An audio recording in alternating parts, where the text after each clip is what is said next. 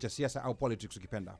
We're streaming live on Facebook from Kilimanjaro Studios outside Washington, D.C., and we will shortly be going live on YouTube. So please call all your YouTube friends. And please remember to subscribe to both our YouTube and Facebook pages at The One Mic Show. And those already tuned in, remember, at highlights, at everyone, at followers. Please type that in the comments so that all your friends can join in on The One Mic Show. And please remember to subscribe to both our YouTube and Facebook pages, and then follow us on Instagram at One Mic Show. We're also taking live calls tonight at 202-683-4570. Press star 5 to speak, so save that number. Now, besides our interview with WAHOME Wilson on Dinner with Champions, we'll be paying tribute to recently deceased marathon world record holder Kelvin Kiptum. Now, 1988 1500-meter Olympic gold medalist Peter Rono will join us for a short tribute to the fallen hero. We are still trying to reach him. We can't promise he's going to be there, but he will be giving a short tribute if we can get a hold of him. Now, Peter will also pay tribute to another legend, Henry Rono, who also just passed away. At one time, Henry Rono held 4 world records at the same time. Stay tuned and start dropping a word or two for the fallen heroes. Na bila kusahau, tutapokea mziki toka DJ wetu machachari ambaye si mleta habari DJ Bandio, na tutadunda kule viwanjani na Mika Oches nambari 7 mgongoni akituletea habari za michezo. Na moja kwa moja toka Kilimanjaro Studios, mimi mtangazaji na mwanahabari wako mpendwa Ali Badawi. Kwetu wananiita mteule na wengine mniite mjukuu yule wa Masai, because I'm Kenyan by blood, American by design, Masai by choice. Sichagui, sikagui na sibagui. Karibuni. Now, let's talk politics. Now, this hour we'll talk to the founder of Run With Kenyans, Wilson WAHOME. He'll talk about the return of Dinner with Champions on the weekend prior to Boston Marathon after a 9-year hiatus. Now, WAHOME will also talk about the festivities planned and how to grab the limited tickets. Now, drop a comment below and tell us if you'll be attending the Dinner with Champions at the Boston Marathon weekend. I'm your host and producer, Ali Badawi. It's Friday the 16th of February, and we are streaming live from Kilimanjaro Studios outside Washington, D.C. Now, please remember to follow The One Mic Show on Facebook, Instagram, and YouTube. And, of course, remember, at follow, at highlight, at everyone. Those who are asking, how can we support The One Mic Show? Yes, just go to the comment section. Just type up at everyone, at highlight, so that everybody who's not tuned in can join in on the party. And on panel with me tonight is Mr. One Mike Kamakawa. Ruth is also in studio tonight. Now, sports anchor Mika Och will be joining us. Our resident DJ Moshfire is absent, maybe with or without apologies, I'm not sure. We're going to talk about that behind the tent. And also not forgetting that our super producer Mubelwa Bandio is also live on set. Now, before we get started, I can see, quite a number of people are already tuned in. I can see DJ Daya Karibu Sana, Esther Mulusa Karibu, Adhiambo Dak, I want to welcome you to the One Mic Show. Slay War, welcome to the One Mic Show. I can see Washeke, Faith Chemutai Chepkwonyi, one of the organizers of the Chicago dinner, is also locked in on the show. So that's very good. Udi the Don, Udi Madhenge is also tuned in. We really appreciate that. Yeah, and start typing in, drop a comment or two. Tell us what you think. This has been a very sad week for Kenya. We've had the fallen heroes. And then one other quick thing before we started.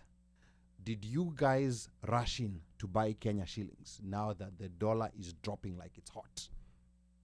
We're going to talk about that. Probably Mosh. Maybe that's why he's not here. Yes, we're going to talk about that. But I think we just need to proceed. But before we get started, I think maybe Pablo wants to confirm that Ruth is actually in the building. So Ruth, how are you doing? Did you have a chance to let buy? Let me focus on her. Yes. Right now. Okay. Wait, there we go. I didn't even I was in the No. But real quick, did you have a chance to buy Kenya shillings? Because people were rushing in $160. Mara kidogo within hours. I don't know. It's 139. It's 135. Unapata returns ya mwaka mzima. Did you get a chance to? I did not. Okay. Unfortunately, I did not. But can I first start by saying, hello, everyone. I missed you. Okay. Hello. Yeah. And hello, Pablo. Of course. All right. Starting with him. Hello, Slay. Hello, Sheke. Hi, everyone. I missed you guys. Okay. And we can see the Boston colors. Well, this is the Celtics colors. Yeah, I mean, Celtics, Boston, that's the same thing. We have too many colors. No, it's the same thing. Boston Okay, fine. Celtics. Yeah. I will take that for now. Can I also say, hello, Wilson? Easy. Can you hear me? Okay, we are gonna talk to Wilson, and sorry. not yet, but we're gonna get to Wilson shortly. Surely. We're gonna get to Wilson. Hawa watu wanasumbua Ruth hapo wataanza kulipa fine. Ama taka tunawatoa kwa hii live. Okay. Aya, sawa. We're going to get to Wilson, and I also want to welcome Leonard Kimani. I also want to welcome Mimo Koinange. Karibu sana. And please tell us where you're watching from. I can see some people from Texas. I can see some people from Pennsylvania. I can see some people from Maryland. Please tell us where you're tuned in from. And then now we're going to get started because we have so much to cover today. Now, Kenya's pedigree and prowess in long-distance running and marathons is unmatched globally. A select few Kenyans in the U.S. have dedicated their time, money, and resources to honor and acknowledge the great accomplishments of our distance runners. We've seen major ceremonies hosted in the Abbott Marathon cities in the U.S., including New York, Chicago, and Boston. Now, one standout individual in this realm is our guest tonight from Massachusetts, Mr. Wilson WAHOME. Now, WAHOME founded a unique travel company back in 2008 called Run With Kenyans. He had a modest goal of bringing runners on running excursions and safaris to Kenya, and he will be telling us more about that. Now, the organization also started hosting annual Dinner with Champions, where they were hosting elite runners on the weekend prior to taking the road onto the Boston Marathon. Now, WAHOME, however, experienced some challenges on organizing the event that led to a 9-year break without the event, and he'll tell us what led to the long break. Now, Dinner with Champions is back with a bang this year, and 200 unlimited tickets are currently available at runwithkenyans.com. I want you guys to pay attention to that website because these tickets are gonna go. There are only 200. They're limited. Runwithkenyans.com, and we will post an Eventbrite link in the comments. Now, the grand event will feature runners from both Kenya and Ethiopia at Boston's Bayback Center on 180 Berkeley Street. And on the evening, the event is going to be on the evening of Saturday, the 13th of April, starting 5 p.m. So make sure you get your tickets while supplies last. Remember, runwithkenyans.com. We will have a link shortly on the Eventbrite in the comment section, and we're going to pin it down there. So without much further ado, we're going to go straight to WAHOME. WAHOME, welcome to the One Mic Show. Can you hear us? Yes, sir. Loud and clear. Okay. And I love those. I love the headsets that you have, white and blue. I don't know that those are New England colors, but New England Patriots, man, they've not been doing well for the last like 20 years. Leave us alone. Tell him. Okay. All right. But we can talk about the Celtics. Okay. All right. But where are you currently situated? Are you in Boston? Because you're always in different places. Yeah, I can only be at one place at a time. Okay. I'm in the Boston area. It's a small town called Paxton, Central Massachusetts. Okay. Kind of by Worcester. Worcester is the major town close to where I live. Okay. But Susama Boston, just for Kabaridi. Boston. Yeah. Okay. Sawa. So you're kind of like those guys who you actually live in Rongai or Kitengela, but you claim Nairobi. He actually said no. Unajua shida inaishi ocha. Okay. Worcester ni ocha. So labda ni sababu ya ocha. Ocha. Okay. Sawa. So now, when was the last time you hosted this dinner? Because it's been quite a while. Bro, I'm surprised you should ask that question. Who was the last host? Who was the last MC of the last event that we hosted? So was that actually the last one? No, that was the second last. That was the last one. I think that was the last one. I think that was the second last one, WAHOME. Because 2015. Now I have to go back. I have to go back and remember which ones I attended. These guys came to the 2014 one, not the 2015. No, Ali hosted. No. I might have. Oh, come. there's It was another there in one. 2014 too. Yeah. There's another one I went to privately. Yeah. Ali was the master of ceremony. 2015. Well, that was 2015. And then Ali, no one showed up after that, so you've got some explaining to do. Well, I don't know. What did he do? Am I the one to blame for no one showing up after that? I don't know. Because I've been... WAHOME was a Jome. Yeah. Oh. But well, in all seriousness, the last one was 2015. And then it's just it was a combination of things. Obviously, COVID didn't happen. Fast forward a few years later, but it's, and I know, by the way, just let's give credit where credit is due. This is not a one-man thing. Has never been. And also, my coming into this, I was standing on shoulders of giants, people that have done this before. In Chicago, Faith Chepkwony has been doing this for, I think, since, I believe, 2013. Oh, now even might have been before that, 2009, I think it was. Yeah. She was doing this in her own humble ways. She would just make food in her house and then go meet the runners and feed them. And it kind of grew out of that. And Ruth is part of this, by the way. She's an alumni of Run With Kenyans. For us, credit goes to former Ambassador Elkanah Odembo. I mean, when I stood up, this is how this happened. There was one of those kamukunjis. I don't know if that's what to call them, but there was one of these meetings with the ambassador.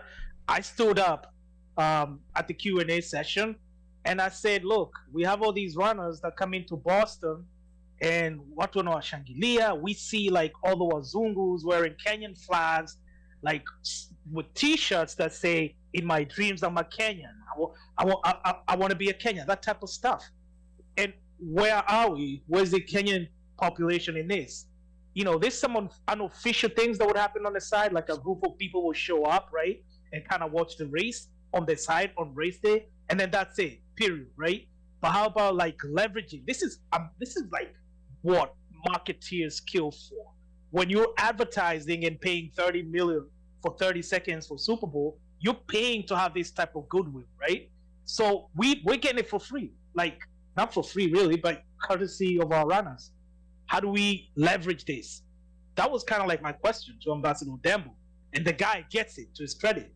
He connected me with someone at the embassy. I got on the next plane available, Kendauko, we spoke, and he made it happen. That's how this really jumped off. So, again, what happened in 2015, after 2015, was that it has always been a very demanding undertaking. Usually the budget is pretty, whatever people pay for tickets doesn't come close to paying for all the expenses involved. That includes the venue. It has to be a pretty, we really have no choices with the venue, because for the organizers of the race to let the athletes come to you, these are very valuable people. I mean, we're talking like $50,000, $70,000 minimum for each athlete, the expenses for each athlete to be in Boston, right? That's how much the organizers pay. So they're not gonna just let you host these athletes just in your little dungeon. Yeah. You hear me? Yeah. Okay. So the venue has to be crisp. It has to be like top notch. You have no options there. And then there's catering, food, right? There's little entertainment that comes into that. So it was a very demanding thing. And after 2015, there was some things going on in my personal life. I lost my dad that same year. Nikashindwa. I think I wrote an email blast. Faith might have been one of the recipients. And I said, anybody wants to take this over. Not to throw people under the bus, right? But I wrote that email. Anybody wants to take this over, because I really can't do it. There weren't any takers, and that's how it kind of like fell under. But thank to God, inshallah, here we are now. Thank God I'm in a better position to be able to put in the time and front whatever funds are needed to get this going. And I feel like it's important for us, for the culture, for our kids. This is one of those things that we can leave to our children. They're going to be doing this even long after we're gone. And that's why I'm doing this. Wilson, Ruth here. I think. Hey, Ruth. Hey, how are you? By the way, Long time. I was hearing about you from Ali. I'm like, I know Wilson. How you know not calling me? But anyway, we'll talk about it later. But Yeah. I know. Can I say, it was one of my highlights of the year was attending the Run With Kenyans event. And even planning for it, because I do remember us sometimes literally like staying up late, trying to like in this conference room. I have pictures for this actually, planning this event. But on top of, and I hear you when you say, 2015 things happened. I'm sorry to hear about your dad. Actually, I did not know, but I do remember the email that you sent out. But I feel like at the time, Kenyans were also a bit afraid of going to the marathon because it was like 2 years after the bombing. After the bombing, and I think attendance dipped so bad for a couple years after that like it would have been like a struggle to get people back. And I think sometimes I normally say sometimes in life things take time to kind of get back to where it was. And I think there's more goodwill, there's more excitement this year. We are past the pandemic, so people do want to gather and get to know each other, see each other again. So I am gonna be there, so 100%. But I can't wait to see what you're putting up together. Next year, please call me. I wanna help. But this year I'm attending. I'm definitely coming. Okay. Awesome. Yes. Okay, that's great. And I want to remind the listeners that you're tuned into the One Mic Show, and I'm your co-host and producer, Ali Badawi. We, of course, here talking to the founder of Run With Kenyans, Wilson WAHOME. We're still trying to see if we can reach, 1988 1500 meter Olympic gold medalist, Peter Rono. We've not been able to reach him. He was supposed to be to just come briefly to give a tribute to Kelvin Kiptum, the late, but we'll try to reach him. Now, Run With Kenyans and founder Wilson WAHOME will be hosting Dinner with Champions preceding this year's Boston Marathon on the evening of Saturday, April the 13th, starting 5 p.m. at Boston's Back Bay Event Center. That's at 180 Berkeley Street. And there's a limited 200 tickets available for this event. It's a restricted venue. It only has a certain capacity, and you can only find them at runwithkenyans.com. I will shortly be posting the link on the Eventbrite. I'm gonna be pinning it on the comments, so stay tuned for that. And you want to grab your tickets ASAP while supplies last, because once it's done, and there's no purchasing tickets at the door. This is going to be Saturday, April the 13th from 5 p.m. And of course, the Boston Marathon happens on Monday. It's going to be Monday, April the 15th. So it's going to be a nice weekend of fun and food, networking and interacting with Kenyans. And then, of course, there'll be other activities and shenanigans for people of that club called Usiku Sako. You'll be taken care of. Now, the night will also be a chance to dine and network with marathoners from both Kenya and Ethiopia, quite interestingly. And our lines are open. The number to call is 202-683-4570. Press *5 to speak for those who want to ask questions directly to WAHOME. And later on in the show, WAHOME is going to talk about sponsor and vendor opportunities. Quite a number of comments have been coming in. I'm going to let Ruth just to take a minute, go sample some of the comments so that we get to know what people are saying. Ruth. Okay, I only have from Leonard Kimani. Okay. Leonard said, "Shida mingi in the building." Not sure what that means. And then Shida mingi ni wewe. I'm seeing a running theme every time I'm here. Let me read the few comments that came before that, because there was a few comments that came before that. Let me see where I can start. Faith Chepcoin, she's one of the organizers of the Chicago dinner. They had a very successful one in the recent Chicago Marathon where Kelvin Kiptum broke a record. So she got a chance to meet Kelvin Kiptum. Top Don was also part of the organizing committee, got a chance to meet Kelvin Kiptum. So this is very great. Faith says, our thoughts and prayers to the family and friends of Kelvin Kiptum. And then let me see what we have here. Washek is telling Pablo, good to see him. Mvua kali haijakubeba. My goodness, California, Pablo. I know Paul and nilikuwa sijakutaja pale mwanzo, but I hope you guys are okay, because this weather pattern is crazy. Mika. Pablo alipost picha ingine hapo Valentine's Day Okay. of his Valentine's gift. Okay, hiyo mimi sikuona. Hiyo sasa Hiyo sijui kama nataka kuambia watu but yeah. Hiyo hapo Congrats. mwache aseme usi anajua ni nini, anajua mtu alipost. I just say congrats Pablo. no usimwage mtama. Ala. Usimwage mtama na kuna kuku na jogoo wengi. Now let me see. Pablo says yeah, Pablo alikuwa anasema hapo watu wengi hatusalimiwe. I apologize for that Pablo. You know, I knew that Ruth was gonna do that. So that's where I was like, wacha nimpatie nafasi. Okay, Ruth, go back to Shida Mingi in the building. And then, and then he says, GNI, the older God. I don't know what that means.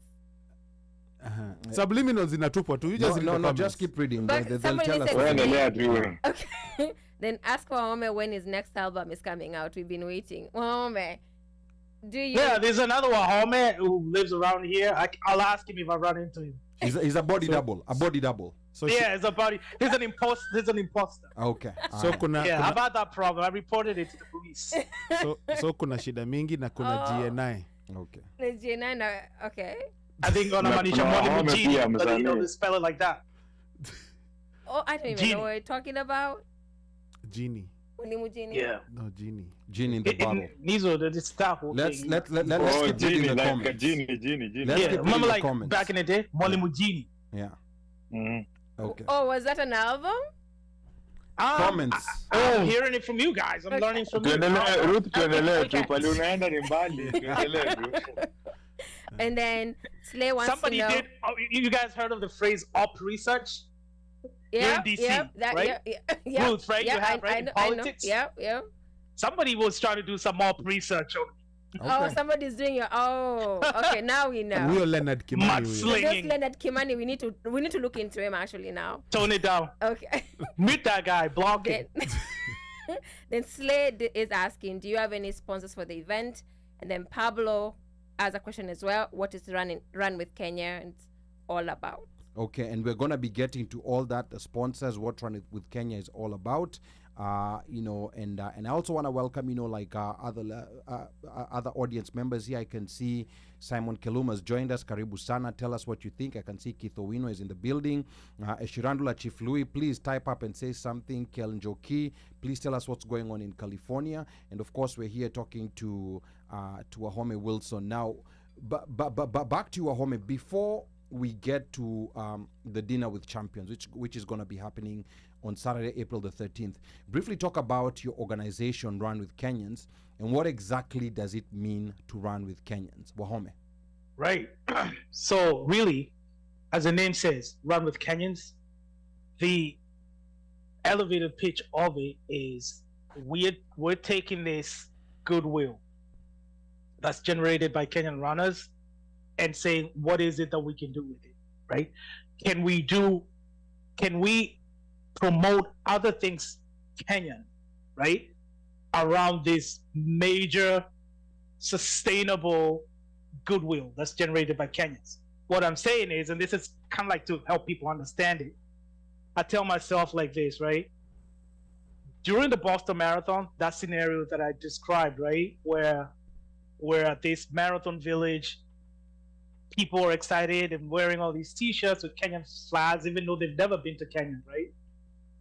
If you paint a rock, at that point, you paint a rock, the Kenyan color, the colors of the Kenyan flag, it's a good chance you're gonna be able to sell that rock.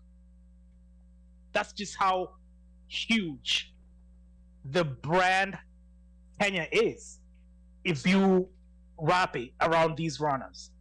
So what we did with Run With Kenyans, we came up with a couple things that we can do around that. And by the way, this is speaking of brand Kenya. This was on the heels of also the new constitution, if you guys remember, 2010, and then they created brand Kenya. You know, we try to reach out and present all these proposals to all those people. Like, you know, you really want a way to market Kenya? Here's how you do it. This, like, you get free publicity. And not only that, these runners are winning in every city after every city. So it's like worldwide. It's almost at any given time, you can count on a Kenyan planting a Kenyan flag somewhere. Why don't you go to these places? Start with the major marathons and see what type of events you can host around that, so that way you're spreading a larger Kenyan message, right?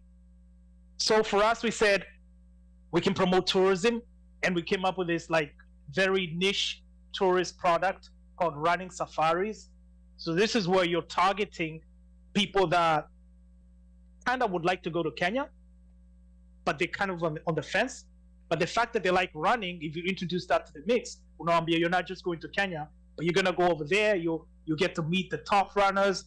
You'll get to be running with them. You get up in this routine that's created for you, Kenyan style, right? You get to attend clinics presented by known Kenyan voices. And there's as you learn about this, especially up in E10, the running, it's a real culture. It's just unbelievable. It's a mecca of running. As it is, people actually just go. People who are hardcore runners, they find a way of getting there all by themselves. And there's places that have come up, like lodges and these housing units, just specifically catering for that.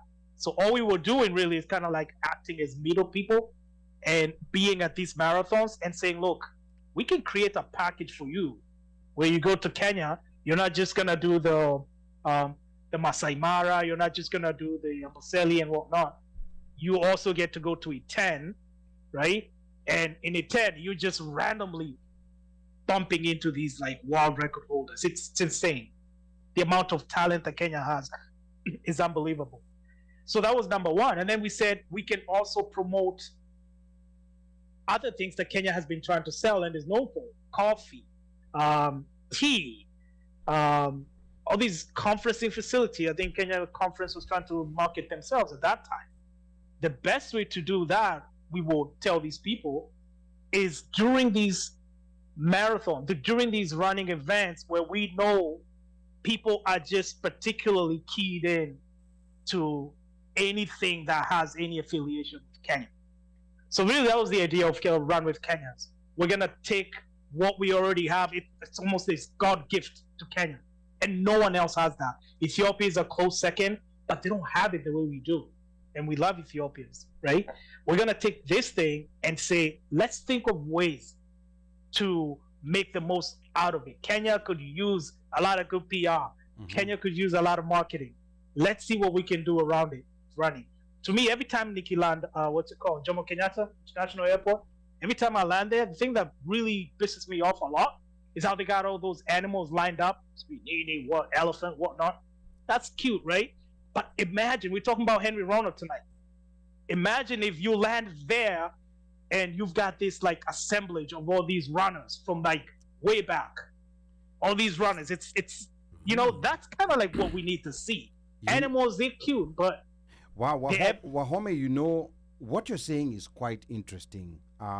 2 weeks ago, we hosted a Black American who lives in Kenya and brought up this issue of where, like our tourism promotion is so focused on wildlife.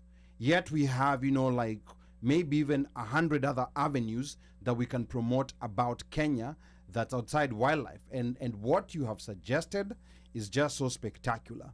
When you get to Kenya, the first thing that you see, instead of seeing, like an elephant, we love elephants, like we love the buffaloes and everything, but the first thing that you're seeing is, like a statue of Eliud Kipchoge, or even of the late Kelvin Kiptum, and of these legends who date back from as far back in the 60s, where other countries would spoil for choice, would pay so much money to have just half of what Kenya has, yet it seems to be taken for granted. So that's quite interesting, and I think it's something that really needs deep thinking, especially now when you talk about tourism in the light of athletics. Maybe let's even have a Hall of Fame, an athletics Hall of Fame. I think we should. A museum, because we are spoiled for choice. Kelvin Kiptum, he came like a thunderclap from nowhere, and just won London Marathon, and then came back and just broke the world record. You know, like people were talking about, oh, when will Eliud Kipchoge, you know, like beat the 2-hour mark? Here we have Kelvin Kiptum out of nowhere, you know, and he's not even done like track and field. I'm not aware of any track and field he did. So he's just one of those people who came quick and he also left quick, you know, like, and God has a reason why that happened. I can see a couple of comments coming in here. I first want to welcome Indefatigable Wanjeri. I see, you know, Massachusetts is in the building. I can see also Wanjeri. Brown Sugar. Brown Sugar is in the building. Brown Sugar anasema anatag watu wengine hapo. And then Pablo is saying, I'm lost somewhere. So does Run with Kenya scout for talent or highlight Kenyan athletes? I'm going to let you, WAHOME, answer that. Yeah, we don't do the I think the talent management. We don't do that. You can think of it more. It's more of marketing. It's more of branding, right? So if you want to, if you're a private company, this is what we particularly tell. Like, you know, if you're a U.S. company, say you sell shoes, you sell anything that's athletic related, we tell them like, look, you know, you can't compete with Nike for airtime. You can't compete with Adidas. But you know what? We have this event that we're hosting, and we'll have the elite Kenyan runners in attendance, right? Maybe that's your chance to like get a little, you know, piece of this. So we're more of a marketing, sports marketing type of organization, not necessarily talent management. Also, at the core, you know, we started this because we love Kenya, we love Kenyan athletes, you know, and we want to. I mean, I don't know if you guys remember, but it used to be something like we almost were, I don't want to say embarrassed of, but we really didn't talk about running like it was cool. Like, let's be honest, we're growing up, you know, rugby, running like it was like, whatever, you know. So it's also like making that be like, you know, this is cool, this is us, it's special, let's embrace it, you know. Let's wrap that flag around our, you know, backs, and, you know, let's big up these runners. They're ours, they're our people. You know, and the other point that you bring up is that people never used to talk about, I mean, we took it so for granted. We have these other big events like rugby where so many people go. We have so many other events out here in the diaspora where we have so many people going. We have these marathons that we constantly keep winning. But, you know, it's still been a trickle, you know, and we're trying to figure out a way of getting Kenyans to go there. And maybe, you know, like this event Run with Kenyans might be, or rather this Dinner with Champions in Boston might be a gateway for Kenyans to start getting into the marathons. Kenyans love sports. On the weekends, you'll find people in different groups, you know, like watching soccer, watching rugby. The unfortunate part is when there are Kenyans running, you know, it's very rare, even in the sports groups, you know, and this is a challenge that I give to a lot of guys. Even in these sports groups, guys are not really watching rugby. And I think WAHOME, you tilted your camera a bit. You want to put it back to where it was, you know, because Just a little bit. just a little bit, yeah, just a little bit, so that we can get some headroom. Okay, aya sawa sawa. I think that's good. And here Slay is asking, while you're adjusting your camera, there are also short distance runners. I know this is for Boston Marathon. Will there be something that is inclusive of all runners? I mean, of course, there was something for Ferdinand Omanyala, you know, like when he came for the Diamond League in Eugene, Oregon. And we're trying to get to know all these athletes so that we can try to see how to honor them. All right. So there was a question that had come earlier about sponsors and vendors. Before I bring this back to the studio, WAHOME, there was someone who was asking about sponsors and vendors. If someone, you know, like has seen this, they're liking this event, is there room for sponsors and vendors in the Dinner with Champions? There's room for there's room for sponsors and vendors. And Ruth, having been part of this event, understands how important that is. Yeah. Again, just ticket sales, which is $50 a piece, they're not gonna they can't. Ticket sales only, I think, cover, if we sold out, which we will, I think, because we started out at $250, and as I say, it's just $200. So if you haven't gotten your ticket, you better do it now. runwithkenyans.com. We do rely on sponsors to kind of like bridge that gap and get as close as possible to breaking even. The thing about it that I like about what we've done so far, or at least in the past with Run With Kenyans, you get to see a lot of really interesting businesses that you're like, wow, this is, this is so cool, right? I remember there was, and if you're hearing this, hope to see you. There was Azizi. It's like these kids, Kenyan children books. I just thought that was so fascinating as someone who then had a young daughter that I wanted to, learn, Kenyan ways. So this is a book, children's book that teaches kids the, Kenyan culture and Kenyan in a very gentle way, right? Then I remember tea. I remember there was like a boutique tea company, and I don't know who mentioned it to me. That company came to blow up. I forgot the name. There's a tea company that was just starting up, became and sponsored with us. So we see that, and we'll also see the big ones. I think we've had Cooperative Bank of Kenya, those types. Had MoneyGram. But to me, the small sort of like startups, businesses, this is your opportunity. If you want to reach the Kenyan market, this is your opportunity. Reach out to us at events@runwithkenyans.com. You're going to find that the cost of sponsorship is not going to be prohibitive. Definitely, it's not going to be anywhere close to what you would pay to be able to participate in a marathon proper. And let me just make mention of this real quick, right? This is more of an aspirational thing, but this is what I've shared with the team that does this in Chicago. I think this ought to be a multi-day event. Instead of us doing eat dinner, it's dinner, we eat, we're happy, we're gone, right? How about we make this like maybe even a week-long event, or at the very least a weekend-long event, and we rent out a place like the Back Bay Event Center, the place that we're going to be having for that evening. What if we had that blocked out the whole entire weekend? So number one, our runners will know that's their base. Rono. If they're chilling, because they don't do much when they're here, they just sit in their hotels, That's right? true. That's Want to true. drink, they want to pop in for mursik, they'll have that. Come on, Najua, mursik. Come on, you too young for that, right? Yeah. Yeah. That'll be the milk that they drink in the Kalenjin drink, Yeah. that milk. And a lot of people believe that's what makes them fast, right?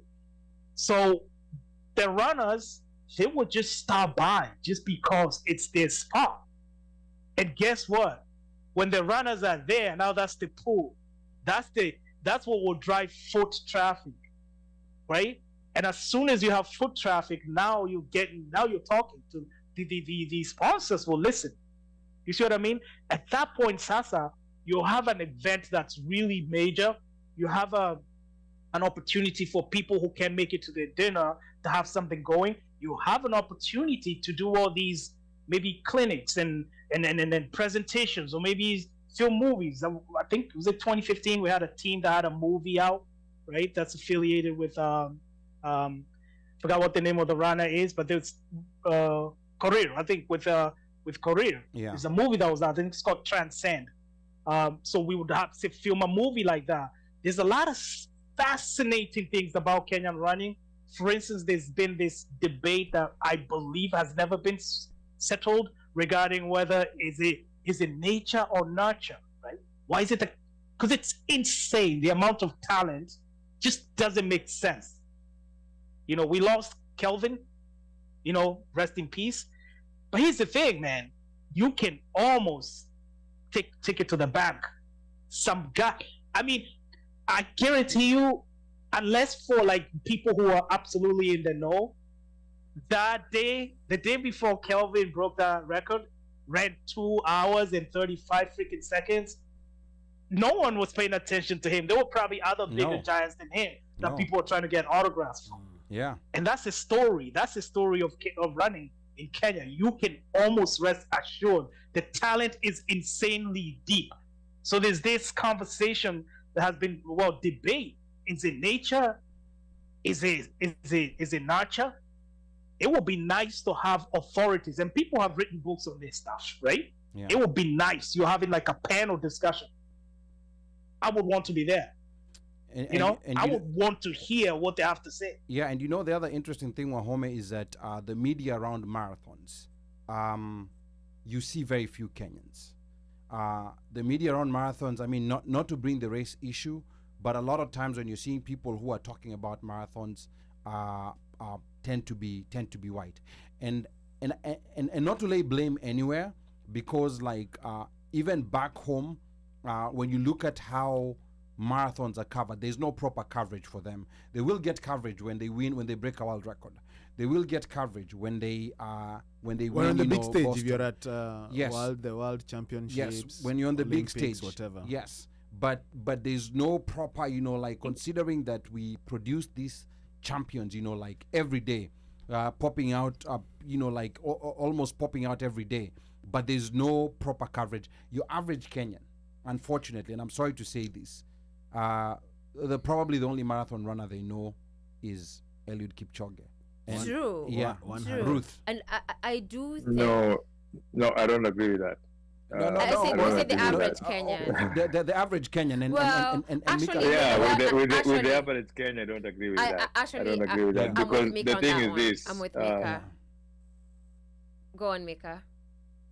What I was gonna say, Ali. The thing is this. One thing when you say the coverage of marathons in Kenya is not done properly, the coverage of marathon is actually done pretty well in Kenya. The thing that is the problem is that there's no enough local marathons in Kenya to be able to garner that much interest that you're saying. I agree with you where the interest is not that much as compared to others. You see, the other athletic meets are they're so common. Like you'll find there's always something happening in Eldoret, in Eldoret or in Nairobi, in Kasarani, in Nyayo, and so they are much more common than marathons. And the marathons that are actually held in the country are usually things like the Nairobi Marathon, charity marathons, right? yeah. Not marathons that you find that people are coming to competing. And I think that is what needs to happen much more.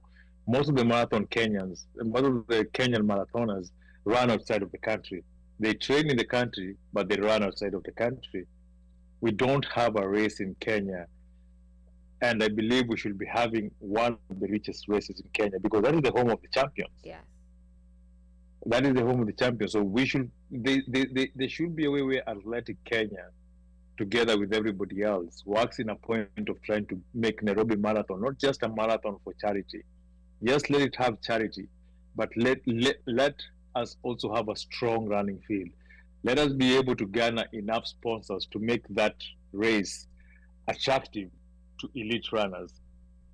We want to be so that will bring more desire from people to see it. You see, the thing with rugby, what grew rugby was Safari Sevens. The fact that Safari Sevens grew and brought international teams, and then we saw the 7 teams getting better and better, actually going outside internationally. It all started with Safari Sevens. If Safari Sevens hadn't become a famous tournament to help people understand that we actually do have a good sevens team that can go outside there and play, that sevens team will not have gotten to a point whereby they qualify to become a core rugby team and play within the circuits as it is. So it has to start with the bodies that run that athletic. As much as we can say that there's coverage, there's only coverage of what's available over there. If it's international coverage of marathons,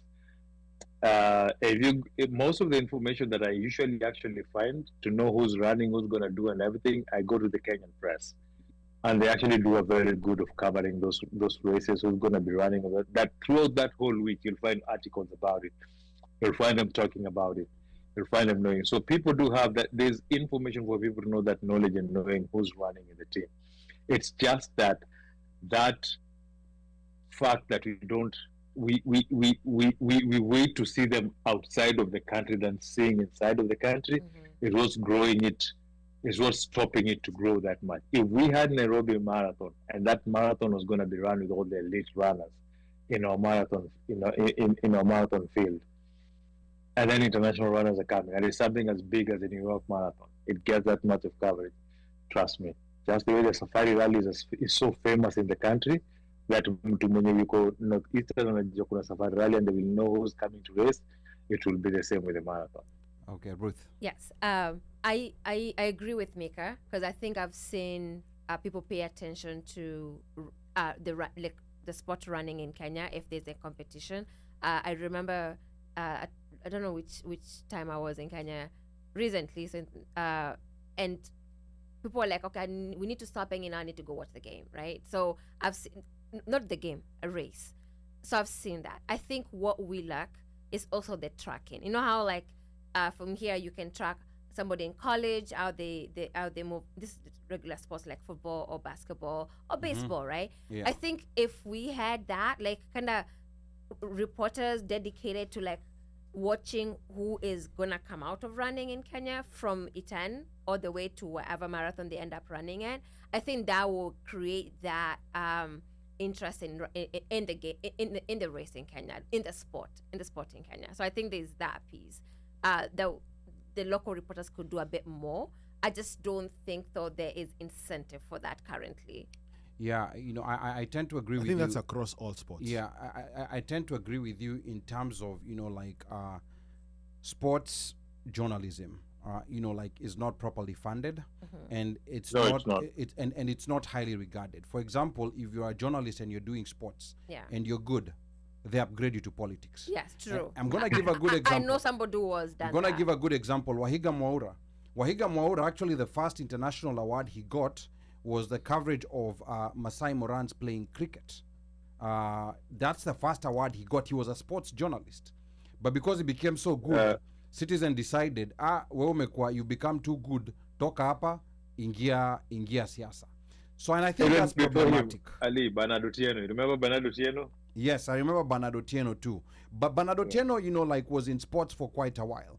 It's just, sport is kind of like a starting space, like to for journalists to hold you up, Mm-hmm. to test you out, to see where you can fit. If you're too good there, unaambiwa njoo hapa. Appetizer. Yeah, and then when a lot of these media houses started, like downgrading, guess what happened? They started getting rid of their sports anchors. Now you find, Yvonne Okwara, I love you, you're one of my favorite journalists, but you'd find now they're giving Yvonne Okwara sports to present. They're giving a sports script because now they've fired all other journalists. They only have these other good journalists. These journalists who are good in reporting business, reporting politics, and all that other stuff. But now they're the ones who are doing sports, and that right there is problematic, because when you start reporting on these athletes from when they're in high school, like remember the way, and not to compare with America, but remember the way LeBron James was already on Sports Illustrated while he was still in high school. So when you start creating a buzz, you're already building value. Because when I look at Kenya, there's of course the top tier who go outside, but there's a whole bunch of world-class athletes who are never going to make it to Olympics just because they're Kenyan, who are never going to make it to these big competitions just because they're Kenyan, but they're elite by any standards. So there's a whole lot of them. There was a time David Rudisha was saying there's close to 1,000 Kenyans who meet the Olympic qualifying time. Not all of them can go. Only 3 can go. Yeah. In fact, we were debating here, I think it was sometime last year, on how epic, we were so looking forward to this epic race between Eliud Kipchoge and Kelvin Kiptum. That has never happened before in history. We were actually saying that we know the first 2 spots are taken. Yeah, the first 2 spots were taken. It's who's going to be the third one in the Olympics. But anyway, let me give a chance to WAHOME to just chime in on this conversation that we're having. But before that, let Ruth quickly read some comments that we have that are coming in, and then we're going to come to you, WAHOME. Perfect. So let me first begin by saying shout out to all the Massachusetts people tune in today. I see you guys. I just wanted to say that the home crowd is strong today.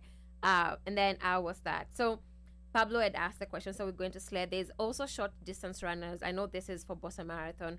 Will there be something that is inclusive of all the runners? And then for the sponsors, Kenya Airways, and then Sled is like Msurushe Mawe. But yeah, that could be a good sponsor. And then Kenya Consulate LA. This is they're saying LA is locked. We shall do something around the LA Marathon in solidarity. Is that the official Kenya Consulate LA? That's the one. Yes, Kenya that is the Consulate official Los one. Angeles. Okay. Los Angeles. So they're also tuned in. They're tuned in. Would love to see him in Boston. Okay, Yeah. all right. Oh, yeah. You have to Challenge- come to Boston. Challenge Big Ted. Challenge. Have they accepted the challenge? Yeah. Please comment, and then Slay's clapping for them. Yes, please. If you can show up to Boston, that would be great. And then Slay says, I like that question. Is it nature or nurture? It's around the Kenyan runners. Pablo has a question. Does the organization have a website? Yes, they have a website. Is it runwithkenyans.com or Runwithkenyans.com. Yeah, Yes. it's the one that I've been where you can get your tickets. Okay. To the dinner with champions. Runwithkenyans.com. Okay, that is the website. And then Eshirandula Chief Louis, true, Kenya only has recreational races, and they are only 5. And then they name it Eldoret, Nakuru, Lewa, Kakamega Forest Marathon, Stanchat Nairobi Marathon. They do not pay, so they don't attract the elites. Slay Sports News is lacking kidogo in Kenya. And then Shirandula says, Kenya should have an Abbott major marathon instead of it being taken to South Africa 2 years ago. Or else we should have a marathon major which includes the NYC, London, Tokyo, Chicago, Boston, and Berlin. Having a leg. So wait a second. Does South Africa have an Abbott leg? I did not know Apparently. I didn't know that either. that. Yeah, I didn't know. Chief Louis, please tell us more about that. Okay, Ruth. Okay, and then LA says challenge accepted, so they're coming to Boston. Yay! All right. Yeah, and then Caroline, I told you my Boston people are tuning in. Congratulations, great conversation podcast. Says Ruth, great to see you. Good to see you here, Caroline. Okay, yeah. So Chief Louis, please tell us about. I did not know South Africa had an Abbott leg, and this is a very interesting conversation. What Mika brought up, it's something that I've never thought about. Most of the marathons in Kenya are recreational. We don't have our own, proper. We don't have our own. I would say proper running clubs. In the sense that that we could be having this competition. Because I'm thinking of the middle 90%, the ones who are not in the top 10%, they're not going to make it to the Olympics. There needs to be a way in which they can eat. Yeah. If they're just racing in Kenya, because if you're a Kenyan man and you're doing 2 minutes 15 seconds, 2 minutes 16 seconds, you're world class by any standards. Yeah. But you're not making it to any of the major marathons. And I also don't blame these people when they, switch countries. Yes, I don't. Yes, you have some people who choose to switch countries, but let's go back to WAHOME, and then we're gonna come back. We're gonna come back to the studio. Well, it turns out actually, I'm just doing a quick search here. Cape Town Marathon became, I don't know how long ago. This is fairly recent. An Abbott 2 major. years ago. Yeah. Bro, that's like a slap in the face, to be honest with you. It is. Wow, For real, that's a slap in the face. that's a slap in the face. Yeah, Totally. Yeah. But I mean, I don't know. And these are the things that we need to talk about on a very high level. WAHOME. See, some of these things, right?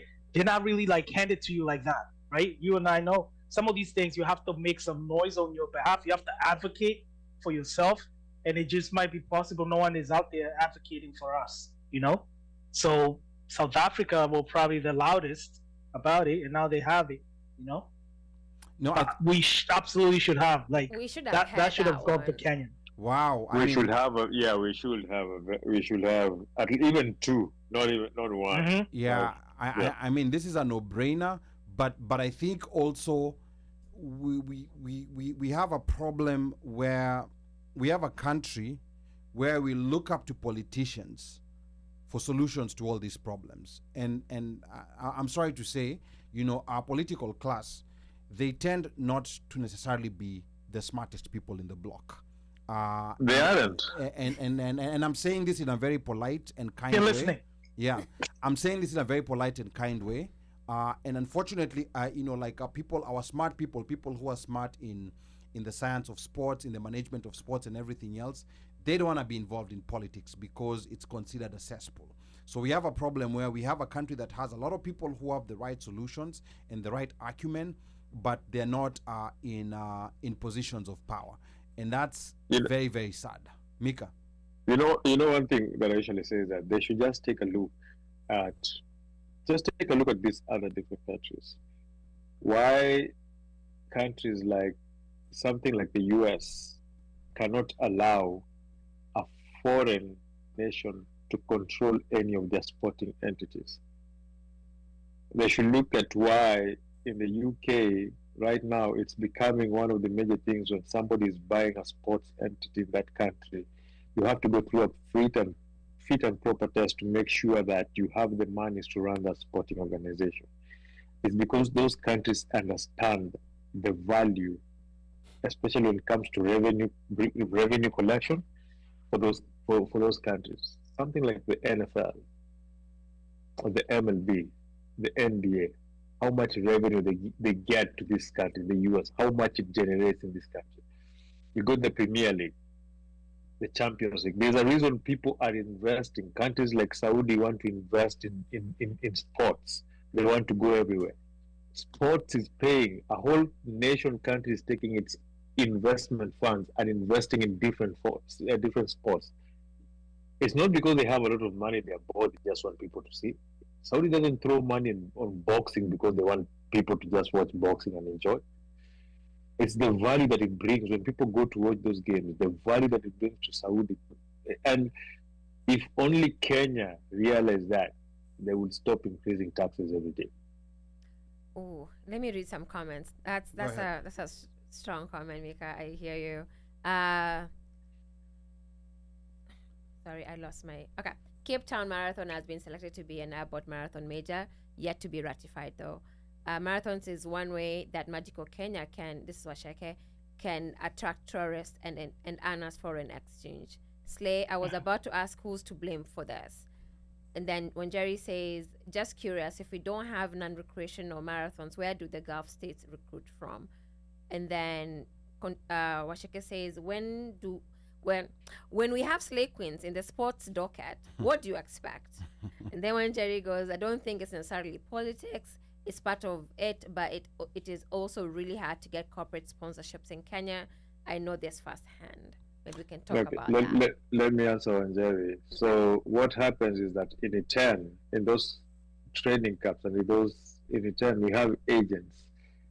In fact, one of the biggest scams is sports agents in those areas. Everybody trying to be an agent to look for a runner that they can sell out.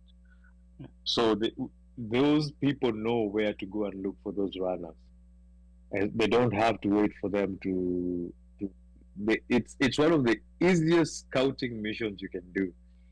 Easy, yeah. Wow. I mean, this is interesting. So they actually, these foreign agents set camp in E10 to look for this. Set camp in E10 and to go to the camps, talk to the camps, talk to the coaches over there, and look at the timing of those runners. You get a few runners, you sponsor them and take them to a small marathon somewhere and see how they perform to that. And boom. Yeah, there was even like a lady from I think she's from Makueni County. I think her name is something Yavi, who was running for Qatar. And I was very shocked. How did they find her? Because I don't ever remember her, like running for Kenya. So I don't know if they're going even to high schools or to other places, but I'm sure they have their own connections, and it seems like there's big money to identify these people. And I want to remind the listeners that you're tuned into the One Mic Show, and I'm your co-host and producer, Ali Badawi. We're here talking to founder of Run With Kenyans, Wilson WAHOME. Now, Run With Kenyans founder Wilson WAHOME will be hosting Dinner with Champions preceding this year's Boston Marathon on the evening of Saturday, April the 13th, starting from 5 p.m. at Boston's Back Bay Event Center at 180 Barclay Street. There's a limited 200 tickets on sale for this event at runwithkenyans.com, and we actually have the Eventbrite link. It's not 200. It's no longer 200. How many? It's 200. Okay. Yeah, it's not 200. So it's less than 200. Okay, all right. Since we started the show, yeah. Okay, so it seems people a couple people have purchased tickets, and they purchased. Okay, so this is and here's what I'm gonna tell people. I've been to this event so many times before. There are no tickets at the door because the problem is people see you see you no, like there are no tickets at the door. I can't get you in. Like there's I have no way. Seating. Yeah, and the guy you'll find at the door maybe someone you don't know. So you want to get those tickets now. It's a limited number of tickets, and the good thing, if you're tuned into the One Mic Show, You're one of the first people to know about this. So you can go ahead and book, and you can go ahead and book your tickets. Just think about this as Las Vegas or as LA Rugby. Just come on the weekend, and you're going to be networking with a lot of different people. Of course, we have pinned the ticket in the comment section. Now, the night will be a chance to dine and network with marathoners from both Kenya and Ethiopia. We're going to be talking about that shortly. And of course, vendor and sponsorship spaces will also be available. There was an email address that WAHOME provided. We're going to type it up on the comment section so that people can, if you're a vendor or a sponsor, you can email. And of course, our lines are open, 202-683-4570. Press star 5 to speak. Feel free to call in and ask WAHOME any questions. And later on the show, we're going to talk about our cultural identity through athletics. So stay tuned for that. But WAHOME want to go to the story of East Africa's athletic excellence and actually the inclusion of Ethiopia. Because when this started, it was Kenya. So, and there's an interesting stat that you mentioned that since 1988, Kenyans and Ethiopians have won the Boston Marathon more than 75% of the time. Right. So Right. talk about how So this connection came and how you got the Ethiopians to buy in. Right. So, I mean, it's, by the way, they've been coming. If you go back and look at the photos of past events, they do show up. It's just that we just never explicitly included them, which I think it's wrong. There's no reason why we shouldn't, because any major marathon is going to be a Kenya versus Ethiopian affair. And also, we're all East African, brothers and sisters. The stat that you talked about, by the way, so it's 1988. Just so you know, it's 88 because for Boston Marathon, it could have been since 1888. It's just that we were not interested. We were not being invited to run back as far as back then. We were so grazing. 88 is when We were grazing. Yeah, we were not running. And that's when we were honing in the skills too, being chased out there by lions. Who knows? That's what we were. That's what we were fine tuning, right? Our long distance abilities. But 88, around that time, I believe, is when the major sponsorship of the Boston Marathon through corporate came in. Before that, it was just a BAA, Boston Athletic Association affair. John Hancock came in 88, and what they did was they started, and by the way, this could be a lesson. We're talking about how to get Kenya to be how to do a major marathon in Kenya. This might be a good template. It's about money. Boils down to that. John Hancock came in. They're the ones that started paying these top elite athletes to put a participation fee, prize fee, accommodation while they're here, all that type of stuff, and just making sure also the marathon is nicely done, the organization of it. And that's when we started seeing the Kenyans and the Ethiopians start to come in and win. And since then, it's pretty much every single marathon. I haven't ran the numbers, but I guarantee you, since that year, every single marathon has been won by or a Kenyan or Ethiopian, male or female. Wow. Other than say, actually, well, why am I even second guessing? It's true. Every single year since 1988, there's been a winner who's either Kenyan or Ethiopian, with only one exception, which was 2018. And this is a pub quiz. Anybody knows what was the anomaly about 2018? It was a white woman. If anybody remembers. Was it? It wasn't COVID. I was gonna say COVID. No, a white guy It was a won. white woman. Somebody Two, won. white guy and the white lady and a Japanese. How? By the way, How did the that lady- happen? the lady trains in Kenya, or had been training in Kenya, so we might even take a little credit. Okay. All right. The guy was Japanese. Okay. Yeah, and the other interesting thing is that you have these elite runners who are running in all these elite marathons, so you don't necessarily always have the best. It's sometimes you don't necessarily have the top athletes, because some athletes like Kipchoge, he does no more than 2, maybe maximum 3 marathons a year. Yeah, good for him. So yeah, so you will not, you'll see him once in a while in Boston. I think it was last year when he did Boston. That was the first time ever, I think. Yeah, and then he's not gonna do Boston again. Maybe I don't know. He may never do Boston again. So that's interesting. There's some interesting comments here coming from Chief Louis. So I was just gonna say the only year there wasn't an Ethiopian or Kenyan winning, it was freezing. It's just freaking freezing weather. So cold. Oh, weather. The weather worked against us. So that's one way to keep us out of the finish line. Okay. Oh, so the weather has to be good. Yes. Okay, so Chief Louis He's giving us some history. He has some really, really good history. Some insider stories. And exactly. So I'm gonna read more of his comments and the rest that came through. Surprisingly, Kiptum did not have a coach. He had no sponsor nor a coach. Kenyan coaches did not even believe in him. That's how the Rwandese ended up picking him up for free. Let's pause there for a minute. Like that. I mean, I was both, happy but also surprised at the same time. A Rwandese coach.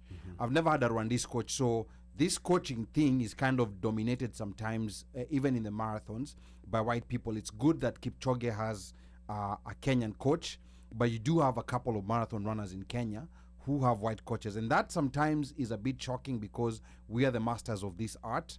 So to me, I was glad that it's another African who was coaching him, and it's kind of like it just popped up from nowhere. And now this story that Louis is giving us is very interesting, that no coaches were interested in him. That's mind blowing. Anyway, Ruth. Yeah.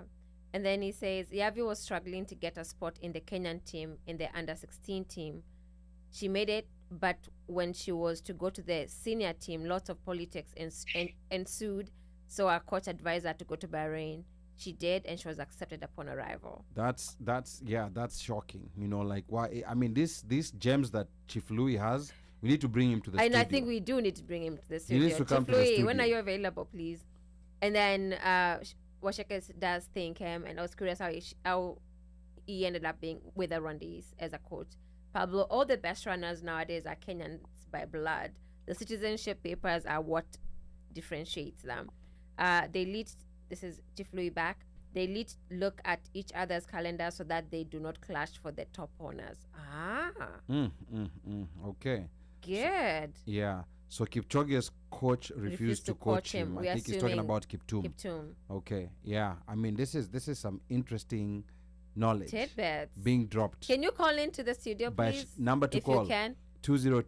202-683-4570. Press *5. Chief Louis, please call. It seems you have information that that is very valuable, that I think even looking forward, it may be of benefit right now to start looking for raw talent, because this guy did not even do track, because typically people come from track and then they go into marathon, but he just came out of the blue like a phoenix rising from the ashes. But you see, the thing is, like, so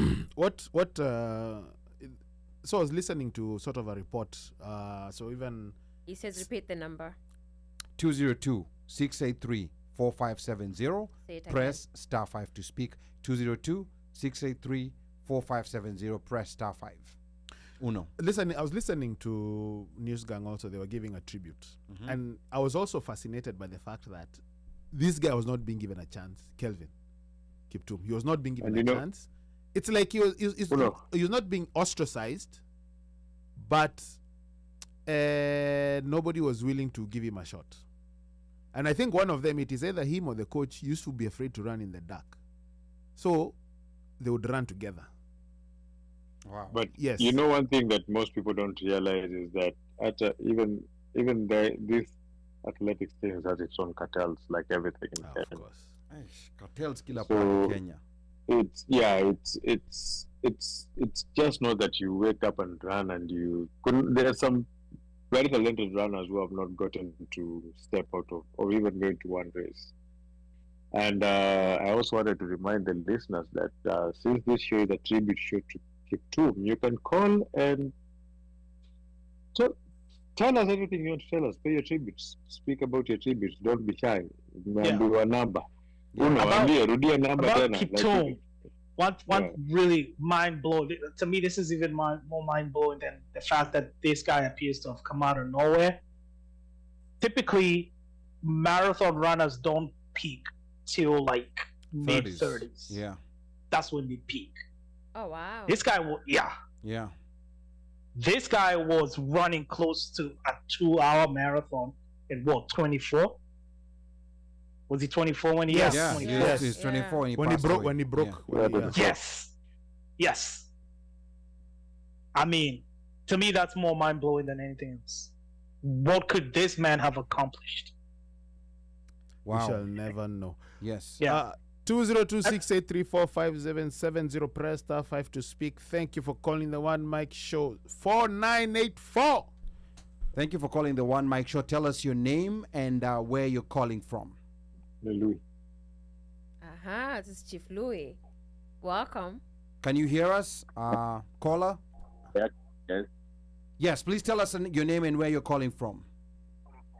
Yeah, this from Atlanta. Okay, Atukuski. we're having trouble hearing you, so maybe come closer. Don't try to sound like Barry White here, please. Yeah. Hey, Mika, you're my cousin. You know, I know the secrets about you. Oh, okay, Oh, okay. You may attempt. Don't reveal them. You may attempt. It runs in the family. Yeah. Sauti mzuri ni ya familia.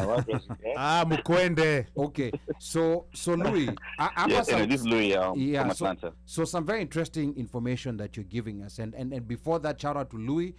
He's the one who organized everything for Ferdinand Omanyala when he was here. Akiwa Oregon. And even before that, he first came to Atlanta, where they first met when he did that road race in Atlanta. So shout out to Chief Louis for making this work. An old Cambrian, but carry on. Yes. Now you have to spoil a good story. Pachie. Haya, Chief Louis, gadhe twende. Anyway, Chief Louis, this is some very shocking information that you're revealing here. So maybe just tell us a little bit, because I think most of us maybe don't know the inner workings of how someone becomes an elite marathon runner. We just see people winning in Chicago, in London, in Tokyo, but we didn't know that there are cartels and there are all these shenanigans that happens, that you could be good but no coach wants to take you. So just tell us briefly about Kelvin Kiptum's story and why most people just got to know him. Of course, he won the London Marathon, and then he came, within a very short period and broke the world record. So just give us a brief of what was happening there, Louis. Okay. Well, yeah. So first, let me say I am an avid recreational runner. So that's the reason why I kind of like I'm interested in this kind of stories. I knew about Kelvin Kiptum in 2018. Actually, is when he had just began budding into the scene. Kelvin, he was a half marathon person. He was not a full marathon person at all. He started off running about 5 half marathons, I think, of which all of them he never even finished top 3. He finished number 7 on one, number 6 on another, number 7 again on another one, number 8 on another, and then the last 3 is when he came up number 3, number 2, and then number 1. Right after that, I think it was about 11 marathons, half marathons of which he had only tried outside the country. He decided to go for a full marathon. That was his debut. And the full marathon debut, he stunned the world by coming up to breaking the world record. That's the story behind him. Wow. Oosh. Yeah. I mean, now, for his training, Kiptum was going to school in Eldoret at Kenya Polytechnic. His dad wanted him to continue with his electrical training, but he reached a point where he said, nope, I don't feel like it. I just want to begin running. Hopefully, I think I'll be able to make it someday. So he went to E10, but there are cartels in E10. Even for you to just be allowed into the camp, if they don't really know you, they'll not allow you to get in there. It's not easy. You have to pay some little money. You have to at least, bribe your way in so that you can be able to find your way in there. And some of the groups, when they are being trained or maybe they have their own coaches, you cannot join them whenever they're going for their runs. So he attempted that a couple of times, and he found himself very lonely, and he decided, well, I'm going to be doing my training by myself. So he found his way to a place called Florspar, somewhere in Kaptagat, where some other, just nonchalant guys training, trying to see if they could be able to make it, maybe to be somebody while training on their own, and he joined them. And that is how the Rwandese coach, actually, who was just among other scouts around the area, bumped into him. And he said, well, I think you have some speed. I'm going to work with you. And he asked him about his history. He said that I have tried to get good coaches, but I cannot. I even went to Kipchoge's coach, Patrick San. I asked him if he could coach me. He told me that his hands are full with Kipchoge. He cannot be able to have anybody else train, or rather to coach. And so he departed and went back to Florespur, and that's where the Rwandese guy picked him up, and he said, let's give it a try in 2018. 2019, he did the first half marathon race, which he came number 7 or number 6. And then COVID came around, where he didn't do anything after that. And then he embarked onto heavy training a little bit after COVID. And boom, his very first race was in Valencia, where he won. He came fast in Valencia, and he broke the course record. But that was not an Abbott race. So his very first Abbott race happened to be the one in Chicago, of which he broke the world record. And that's history. That has now left us, unfortunately. Wow. I was going to ask, for those who may not know, could you explain what an Abbott race is? Yes. Because I don't know. I don't know what Abbott is. Blind spot. Yes. Yeah. So for even the listeners out there, what is Abbott race? What's an Abbott race? And how do you qualify to be Louis? Abbott? An Abbott is just an organization that puts up these world-ranked races together. So it's more like maybe is it IAAF or something like that for marathon races. That's just what it is. It's just a body that's, it's kind of like IRB. The ones who are good. Yes. So this is like IRB putting up the 7 circuit. So think about it. Exactly. Think about the circuit. So the Abbott races in the U.S., there's Chicago, New York, Boston, and then now outside the U.S. there's London, Tokyo, which is the other one, Berlin. Yeah. Berlin. So those are the elite. Those are the most elite. And now South Africa races. probably. And now South Africa. That thing is bothering. I love South Africa. I love me some South Africa. I love me some Zulus and Xhosas, but I don't know. I don't know, like this thing has bothered me. And that's the reason why, I'm so glad Kenya, we have Louis here actually, telling us about this. Kenya had applied for it to have an Abbott marathon race in Kenya. But they did not meet the requirements. I don't know exactly what word to use, but Kenya did not meet the threshold for them to be able to host an Abbott major race. That's the reason why they went down to South Africa, in Cape Town. That's interesting. So at least we attempted, we applied. They tried, yes. Kenya tried. But now the question... They were dismissed. Ethiopia also tried. They were also dismissed. But now the question would be, what exactly do they look for? Yeah, what are the requirements? The requirements to qualify to have an Abbott race. Louis, go research for us. Yes, please. And what is it that we miss to have? Because this is crazy. Because you can't be having the top runners in the world. One, but look at it this way: the same way we are having the World Cup coming down over here. So obviously, very many cities tried to request, and apply for them to host. And there are many reasons behind it, of which the organizers of the World Cup committee decided to go to Texas and Atlanta, and I think maybe it's New Jersey or something like that. They had Kansas of all places. Or is it Missouri? Kansas. Yeah. So any reasons to why the Abbott races get to be ratified? First of all, I have no idea.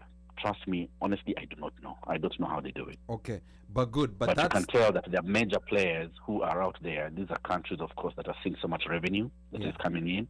And if you cannot market and present yourself very well and clearly, then trust me, you're going to fail. And I don't think Kenya has that muscle. Wow, Louis, that's homework we're giving you. Please come tell us what that criteria is later on. Now, before you go, you talked about also another athlete called Yavi, who was struggling to get a spot in Kenya. And Mika, I'm going to give you a chance to talk to Louis. But Louis, you're talking about Yavi, who was struggling to get a spot in Kenya. Tell us Yavi's story. You know, just give us the full name. Tell us who Yavi is, because maybe a lot of people are not familiar with who she is. I just saw her in a couple of these Diamond Leagues, and I'm like, you know, first of all, I did not even know that she's Kenyan, because Yavi is not an obviously Kenyan name, but I'm seeing a black person running for Bahrain, and then I'm looking at the forehead. I'm like, that forehead kind of looks familiar. I've seen it somewhere. And then when I go Google, I realize that she's actually a Kenyan. So tell us a little bit about Yavi, Chief Louis. Yeah, so Yavi, apparently, she's from Ukambani. She's from Ukambani. And how she ended up being a runner, honestly, I, just happened to be like that running in school or something like that in primary school, where her talent was kind of like nurtured by her coach, or rather her school coach. She went into high school and began winning this provincial and this local, rather, school marathons. No, there are no provinces by then. She's still young. And when she came to Nairobi, she decided to go to Nyayo Stadium to train with other fellows, other athletes. And then some guy called Felix saw her, and he decided, well, I'm going to train you. I think you're going to be a very good athlete. And with the help of Felix, she was able to make it into the under-16 team. So she started running when she was 15, actually. And I've been watching her ever since, when she's just been growing up until now she's in her 20s. So she did really, really well until when she smashed 17, when now she was ready and ripe to go into the senior team. Unfortunately, there is so much politics in the senior team. The person who helped her a lot in the senior team was Beatrice Chepkoech. She's the current champion, actually, right now in the 800 meters for the ladies, if I'm not wrong. And steeplechase, that is. It's not 3,000 steeplechase ladies. And so what actually happens is that when they're choosing people to go for races, the coaches have to bribe those fellas to allow a certain number of people to actually be able to make it into the team. And all the time with her, she didn't have any money. She had no agent. She only had a coach. Obviously, she could not be able to muscle her way through to get her name to be put into the roster, And so each time, whenever she would try and attempt to even make it to the Olympics or something like that, or maybe the Commonwealth Games, should always be pushed back. And she was always being told that there are other people who came before you that are much better than you are. Your time will come. And she became impatient. So Felix told her, I've heard about somebody who is in Bahrain that is going to help you out. They will give you an opportunity there. Some Kenyans are already going out there, and they're being paid very well. Felix bade her goodbye, got her tickets, connected her with an agent out there, put her on a plane. She got into the team immediately the moment she landed. Wow. And she changed her name to Javi. Well, she got to Bahrain. So she changed that name when she got to Bahrain. So she had another name, like maybe Anduta or Kaleche. Okay. So that now makes sense. That now makes sense. Wow. And then, funny enough, she does not stay there. She does not stay in Bahrain. She still stays in Ukambani, and she trains. She trains in Kenyan Stadium with the same people that she was being denied an opportunity to make it to the team with. Oh, so she's always in Kenya. She's never in Bahrain. She only goes to Bahrain for maybe a short period of time to register for races, and then she's back.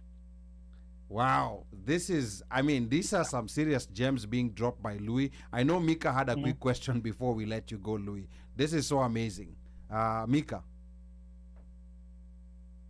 Okay, Mika, I think Mika has dropped off. No. I didn't have a question. I was going to add on to that reason why it most probably went to South Africa, because Leah touched on it.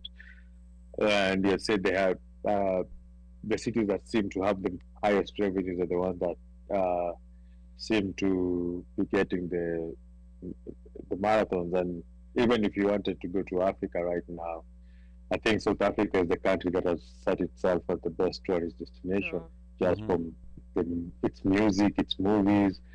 South Africa feels like the Dubai of Africa. I don't know if you're getting it. Like in music videos, African Americans, even when they do something, they're doing it in South Africa. Like everybody's looking at South Africa in a way that it's more marketable. So it makes sense why that marathon will go there, because it will attract people to go there, not only just South Africans, but people from all over the world. Now, Louis, when I know when you say that it was hard for Kiptum to get a coach, what usually makes somebody want to invest into coaching a runner who hasn't even run a race? Who it is just them looking at that ambition, and when it comes to compensation, how does it? Who factors into the bill the cost of building this runner? From what I have heard, I was talking to one of our runners. Her name is Chebet. She has also just become. Actually, she just won. She has the world record in the the 10K right now. She just marched it on New Year's Day the other day up in Europe. And this is what Chebet told me, that you need to put in the work yourself. So whoever is your coach really does not matter. It is your coach who needs to bring in the best out of you. Okay, so it is like you're in class, you're studying, and you go for preps. You wake up in the morning, you're still smashing the midnights, whatever, oil, whatever, you name it. Do all that stuff. You are working it with your coach. You can change your coach as many times as you want for as long as you feel comfortable. Just the same way Manyala changed the coach the other day. He was like, hey, I need to do much better. I'm going to get another coach. Now, with that, it's the coach's job to try and get agents for you. Agents, their job is to get races, and sponsors will begin looking at you. Now, the problem is the agents need to be paid. How will they get paid? They'll get paid by you winning races. And if you do not win races, you will not be invited for meetups. You get. And Kiptum didn't even have shoes at some point. I think there is one of the Kemaror, Geoffrey Kemaror is the one who gave him a pair of shoes, 2 pairs of Nikes. And that's what he was using, apparently. Funny enough, they had the same size of feet. And they're neighbors back Kwao in Kaptagat. And so, with that kind of a person who has no budget, he has no money flowing in. You can see now the government is building him a house. They were living in a small little, those regular bao houses back at home. He could not be able to find a way to convince an agent that I am going to be good enough. An agent wants to get somebody that's ready-made. And it was very hard for a coach to bring him up to that pace so fast when he was also being denied the opportunity to race with his fellow athletes so that he could actually get to know his pace and bring out the best out of him with other fellow elites, because each time he'd go to E10, he felt like he was not wanted there. Wow. So he had to go train by himself. And so no scouts were going to Floresburg to go see him there. When you go to E10, where I have been a couple of times with my late friend Suleiman Kinani, there are small little lodges around. If you walk in there, you'll find Wazungus just chilling, trying to look around and find any potential athletes that they can be able to pick up and see if they can make money out of that person. And these agents, all they do is they will pick one, look for a coach that is working with that person, give them a time frame and say, I'm giving you about 8 months or 12 months. I'll book for you the first race. I hope you'll do well. If you don't do well, I am out. And you're on your own. And you have to pay me back the money that I'm going to spend on you to go for a race, probably, let's say, in Valencia. Kiptum couldn't afford that. That was the problem. So how did he get to Valencia? I do not know. I have no idea. I just know how he made it. Okay. Probably crowdsource funding. You never know. Okay. Maybe sold a piece of land. You never know. Sasa Louis tufanye hivi. I mean, because, oh my goodness, you're like an encyclopedia on these athletics issues. We are gonna schedule a date. Yeah. To have you come, so that we can get, like, details. And this is what I say. Are you coming to Boston? Are you planning on coming to Boston? Are you coming to Boston for Boston Marathon? I'm not running, but I was thinking about it because me and WAHOME, we're in another group together, and I think when Mike and Ali, we were discussing about that. I might come. Okay, all right, good. Karibu. But I think we need another day, and these are the gems that I think like Kenyan journalism will never reveal. You can only get that on the One Mic show, and this was a surprise. I'm not gonna say this was planned for, but this was really good. I really appreciate Chief Louis. We are gonna discuss a date when you're gonna come to just make Kenyans understand, like what really is going on, because we see all the glory, but we don't know the chaff that's down there that athletes have to deal with. Asante sana, Chief Louis. Yeah. All right. Karibuni. Okay. All right. Thanks for having me. Yeah. So thank you so much, Louis. Go ahead and read the comments. I know there was a lot of comments that were coming through. Yeah. Tell us what people were saying while Louis was dropping those gems. Okay. I'm just going to read everything that people have written since the last time I read them. But I need to say thank you so much, Louis, for calling in. We really did appreciate your insights on the Kenyan marathon scene. Okay. So I start with Washeke says, I am bitter that most of our elite runners are managed by NN, a Dutch outfit, but I think we kind of got an idea why that happens. But also, hopefully, that we get to have our own coaches who are funded, who have the money to be able to support this, just to coach this athlete. And then Steven JJ says, kuna riso za jaba kama zangu. So I don't know exactly what you're talking about. If you have a story, please call in. We'd love to hear it. Pablo says, it is unfortunate people are calling out Kipchoge for what he allegedly didn't do for Kiptum and other runners. Kipchoge has earned his stripes to where he has reached, and he doesn't necessarily owe anyone any favors.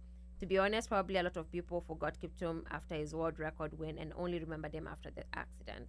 We'll come back to that. Slay, BBC did a documentary that touched a bit on how rough it is for Kenyan athletes to break through.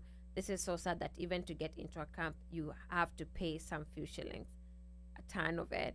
Washeke, in Kenya, it seems cartels have infiltrated every aspect of our lives. I wonder how many Kiptums have failed to reach to their potential due to cartels. And then we did ask what were the requirements. He answered that. Slay did ask, is it a stadium that we don't have or what? I think this was part of the requirements for having the Abbott race in Kenya. Wanjeri, I remember Catherine Dereba being paid about 20 million to skip the Boston Marathon for the Beijing Marathon. Slay reacting to that, and then she says she had won the Boston Marathon 3 times. They needed a big name to market the race. And then okay, if Saudi Arabia can change golf by throwing money, so can we disrupt the cartel that is Abbott Marathon. Vienna is not an Abbott yet. It commands money. Not only golf, boxing too, and soccer. I don't know, when say 3-bedroom house in 7 days, is that the house that No, I think that I saw a report where, and I don't know if this is real news, where the president ordered that they build a house for either Kiptum or the family within 7 days. I saw it somewhere by the 24th or something like that. That needs to be verified. Yeah. I have questions about that. I'll come back to that later. Kenyan Gava, Stephen JJ, better late than never. Wanjeri, I use golf because majors were being resistant until the LIV started paying players to play its tournaments, LIV, and disrupted everything. Penny, excellent information. Wow. Stephen JJ, Chief Louis, Mlima Tibim. Yes. Sometimes I never know what I'm reading. Yeah. Yeah, but Chief Louis, kwa hiyo maswala ya riadha. That was excellent. Yes, hiyo ni TB Mio hapo. Hiyo ni TB Mio hapo. I mean that was just so amazing that I don't even know what to say. I'm gonna let WAHOME just react to what to what Louis said, and then we're gonna proceed. WAHOME. Yeah, well, solid, man. Look, Louis, by the way, we're looking forward to seeing you in Boston.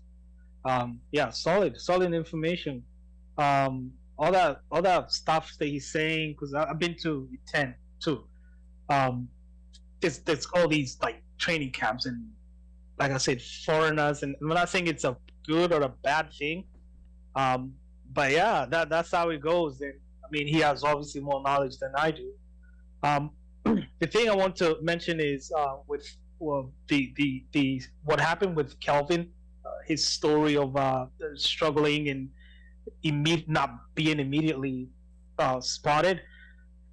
I think that's more a testament to just how insanely deep our talent is. I know we started the show by talking about the what was it, like 1,000 or so Olympic qualifiers that Rudisha was talking about, Yeah. right?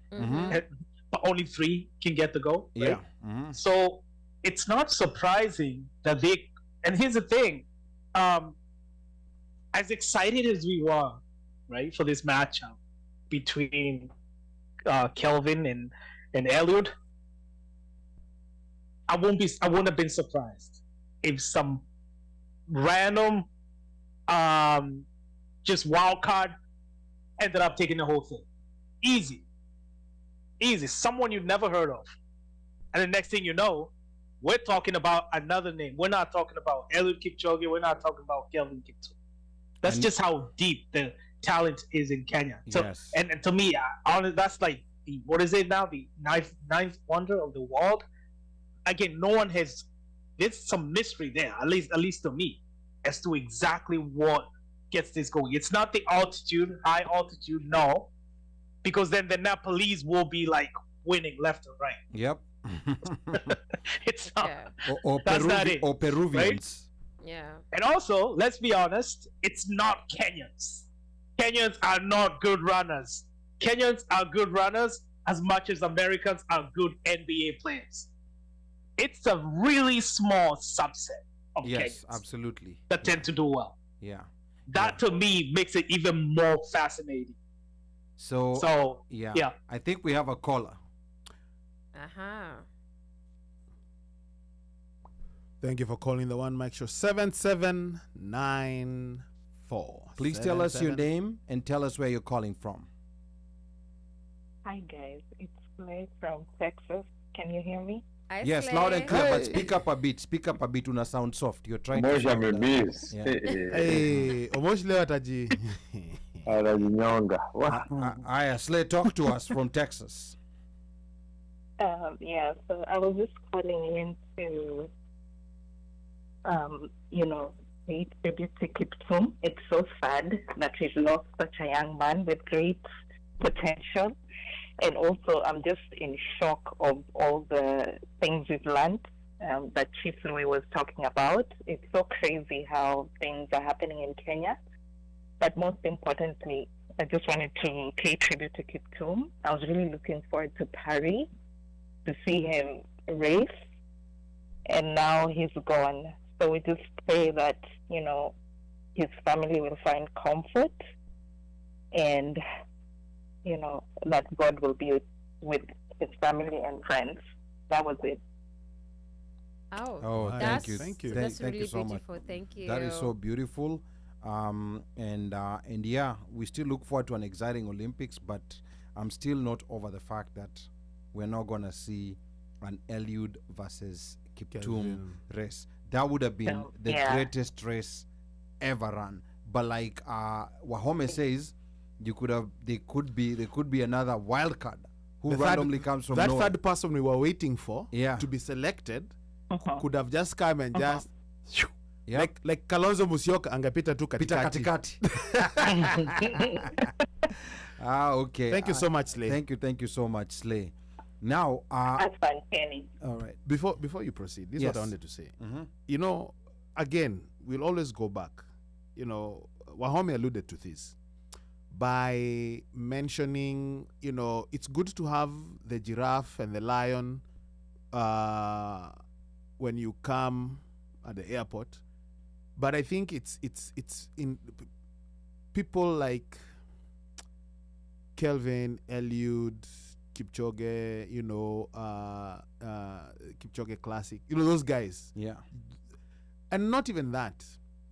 Stories, documentaries done by us. Absolutely. Yeah. Not waiting. It's okay. No. They can come and they can facilitate the whatever. But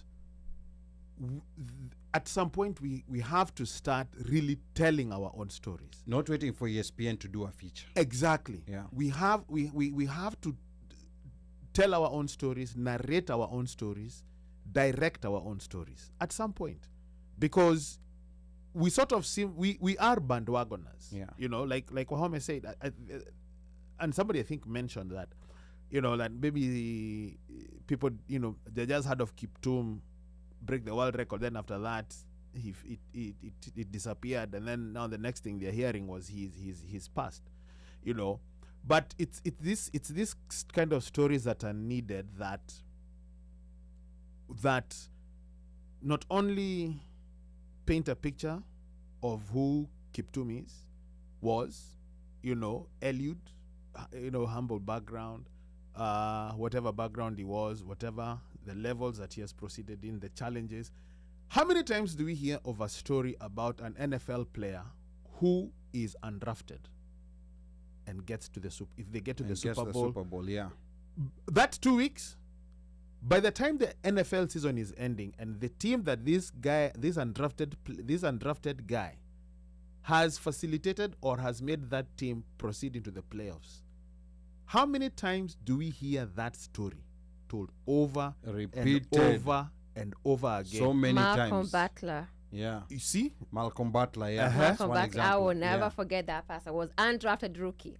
They kept calling that name over and over again. Oh, that lucky break The New England got. Yeah. Yeah. Yeah. Number 199. Yeah. I don't know what that position, the draft position is called. The unknown, or there's a term for it. Okay. For the last person drafted in the Mr. Unknown, there's a term Oh, there's in a the term NFL. for it? Yes, there Oh, is. wow. Right? Brock Purdy, this San Francisco, the 49ers QB. Yeah. Alikuwa hiyo position ya Tom Brady. Wow. Drafted last. Yeah. But you hear about this guy, the performance or whatever. What I'm trying to say is, the more we tell stories about our people and the more we elevate them, chances are we even probably, we can easily apply for a Diamond League and, might get it. But Right? now, And also, I think, and Mika probably also alluded to this, and Louis, if we were to create more competitions that have got some monetary value within Kenya, yeah. Mhm. that's it. Yeah. Now, there's something fundamentally wrong in Kenya that we need to fix. And it's this thing called monetization and profit. Monetize this, profit that, as in everything. Yende kitu kidogo, like, oh, you can give good stories. Monetize that. So now you see the problem that we have is that everything is looked at in the eyes of profit. And unfortunately, for us to progress... How much money am I making? Yes, how much money am I making? We need to start finding other metrics other than profit for people to do certain things that will not necessarily give monetary profit, but will give a certain value. I'm going to give an example. You see, for example, like NPR journalism, it's very expensive. Like they don't make any profit. Like it costs money to do it. But then there's a certain value that there is. So again, like investing in let's say, for example, being able to accommodate these athletes, from a very young age, like the way you have soccer academies, like in European countries and everything. So everyone who has a shot is given a chance. You're not made to go through cartels. You're not made to bribe to get into camp. You're not. So we need to just find models that are not for profit that we can build so that we can get these people. Because imagine how many other Kiptums are out there. There are very many. Languishing that they just never got a chance. WAHOME, I'm going to come back to you. I think we want to take a different turn in this conversation. I think the death of Kelvin Kiptum just caught us by surprise. And then even by more surprise is this story, this epic story that he has that just was never told. It's now being told by people like Louis. Now that he's gone, like even no one picked this up, even after he got a world record. Like there's no media house that saw value in trying to dig deeper. Like let's find out, more about Like this giving guy. a profile, a feature. Yeah, a feature, a Yeah. profile. And apparently he was an only child. Yeah, this is Very just so sad. But anyway, back to you, WAHOME. We know of the culture that surrounds rugby. We do not necessarily have a culture around athletics, long distance running, yet we are You know, like we are good in this. In America, there's a culture around marathons. You know, like there are people who are fanatics. They'll go city to city. We don't have this. And of course, there's the issue of we don't have competitive races in Kenya. But how can we start building our cultural identity? Because Kenya is recognized for running. You know, like that's one of the things that people from outside recognize Kenya for. How do we start building a cultural identity through athletics? WAHOME. Man, it's tough. It's not an easy. I mean, the thing about it too is those are obviously two different sports. You know, there's something about rugby that's just there's more flair to it. You know, there's more action to it, right? You're all in a stadium watching together, right?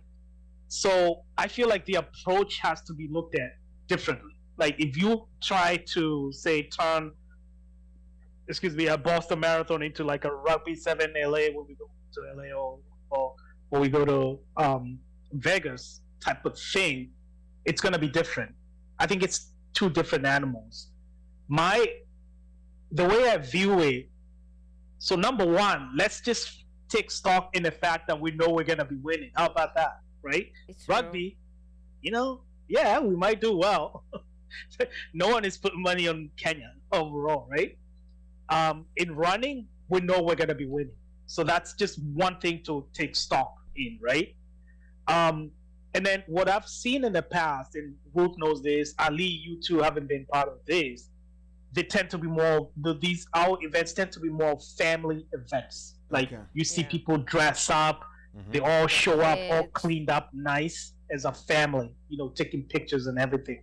So perhaps that's the angle to look at and look, you know, and tell ourselves this is one event where we show up, you know, for our country, and we know like we have people who won't let us down. They're going to be winning, and you know, let's own it. Let's make it our own.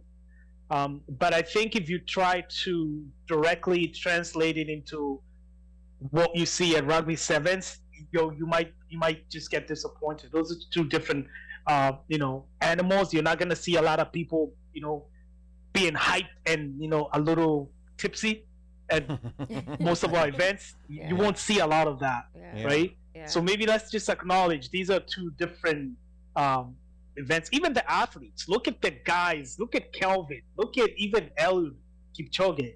The temperament, right, is very different. There's a difference there with the rugby dudes, right? So, you know, maybe that's just something to keep in mind. Like these are two different sports. But, you know, the athletes have different. Yeah, go ahead. Sorry. No. I was gonna say, I think Kenyans would adjust accordingly. You know, because you know there are those people, and there's that fraternity that would definitely enjoy rugby, and there's that fraternity, or you know, there are those individuals who would also enjoy athletics. You know, case in point, I won't even go far. My brother over here. Yes, absolutely. You know. Yeah, he loves rugby. Oh, and my other brother over there in an undisclosed location somewhere in Uko kwa gun-toting Virginians for lovers. Kama yuko akananisikiza. He heard you. Oh, he heard me. Yeah. You know, there is, but there's also, you know, that also, like again, this is Kenya. Kenya is coming, is participating. You have individuals who are running. They're not running for AFC Leopards, Amagor. They're representing Kenya. Amongst others. We are good at this. We dominate. Coming to show support would be awesome. Even if you are tipsy in the after the race, you have to add that. But it's okay because guess what? They will do that in celebratory. Yeah. Yes, Ruth. Yeah. Let me, and I wish, and maybe WAHOME, we can talk more about how the finish line is like at the bus. I used to go for the vibe at the finish line, right? It's so electric. It's electric. Like you're seeing the runners come. So I think the difference between the marathon and rugby. I went to rugby once and I was like, okay, I've done this. Check off, done, right? But like the Boston Marathon, I went every year. Even after the bombing, I remember like the year after the bombings, there were like 5 of us. Like it was, people were just afraid to go because I guarantee you guys, if that thing had gone off like 15 or 30 minutes before time, Kenyans would have been casualties. Yeah. Because we were right at the finish line. Yeah. You know, so let and me then they first say. bounced. And then after the Kenyans finished, Kenyans bounced. And by the way, we don't bounce immediately. We stay a bit. Yeah. After the national anthem has been sung, we kind of, linger, talk, and then we start coming up with people to R.I.P. Where are we going? You see after my this, point exactly. right? You start popping trunks over there. Yeah. So Kiroro. I have to say, but the nature of the game is that, like, number one, it's in the morning for the most part. Very early. Very early. Yeah. So and so like drinking is kind of frowned around upon a lot around that time. I'm talking about the Boston Marathon, and I think this can replicate to other marathons, right? Then the other part is, it's so drinking might not be like I did say, because people do go to the stadium for the most part because they want to have the happy side of it. Yeah. But this is how I look at it. Depending on where you're coming from. Yeah. I would watch the start from my house, or when I, like the when they start running, because it's 2 hours for them to get to Boston, right? So, and they start in Hopkinton. Yeah. They will start at 8 or 10 something. So when they start, and then I get in the car and drive to Boston, get parking, and be by the finish line in good time to watch them come now. So how do you make it to the finish line? Because, and this is me as a stranger, I've gone to Boston so many times. Yes.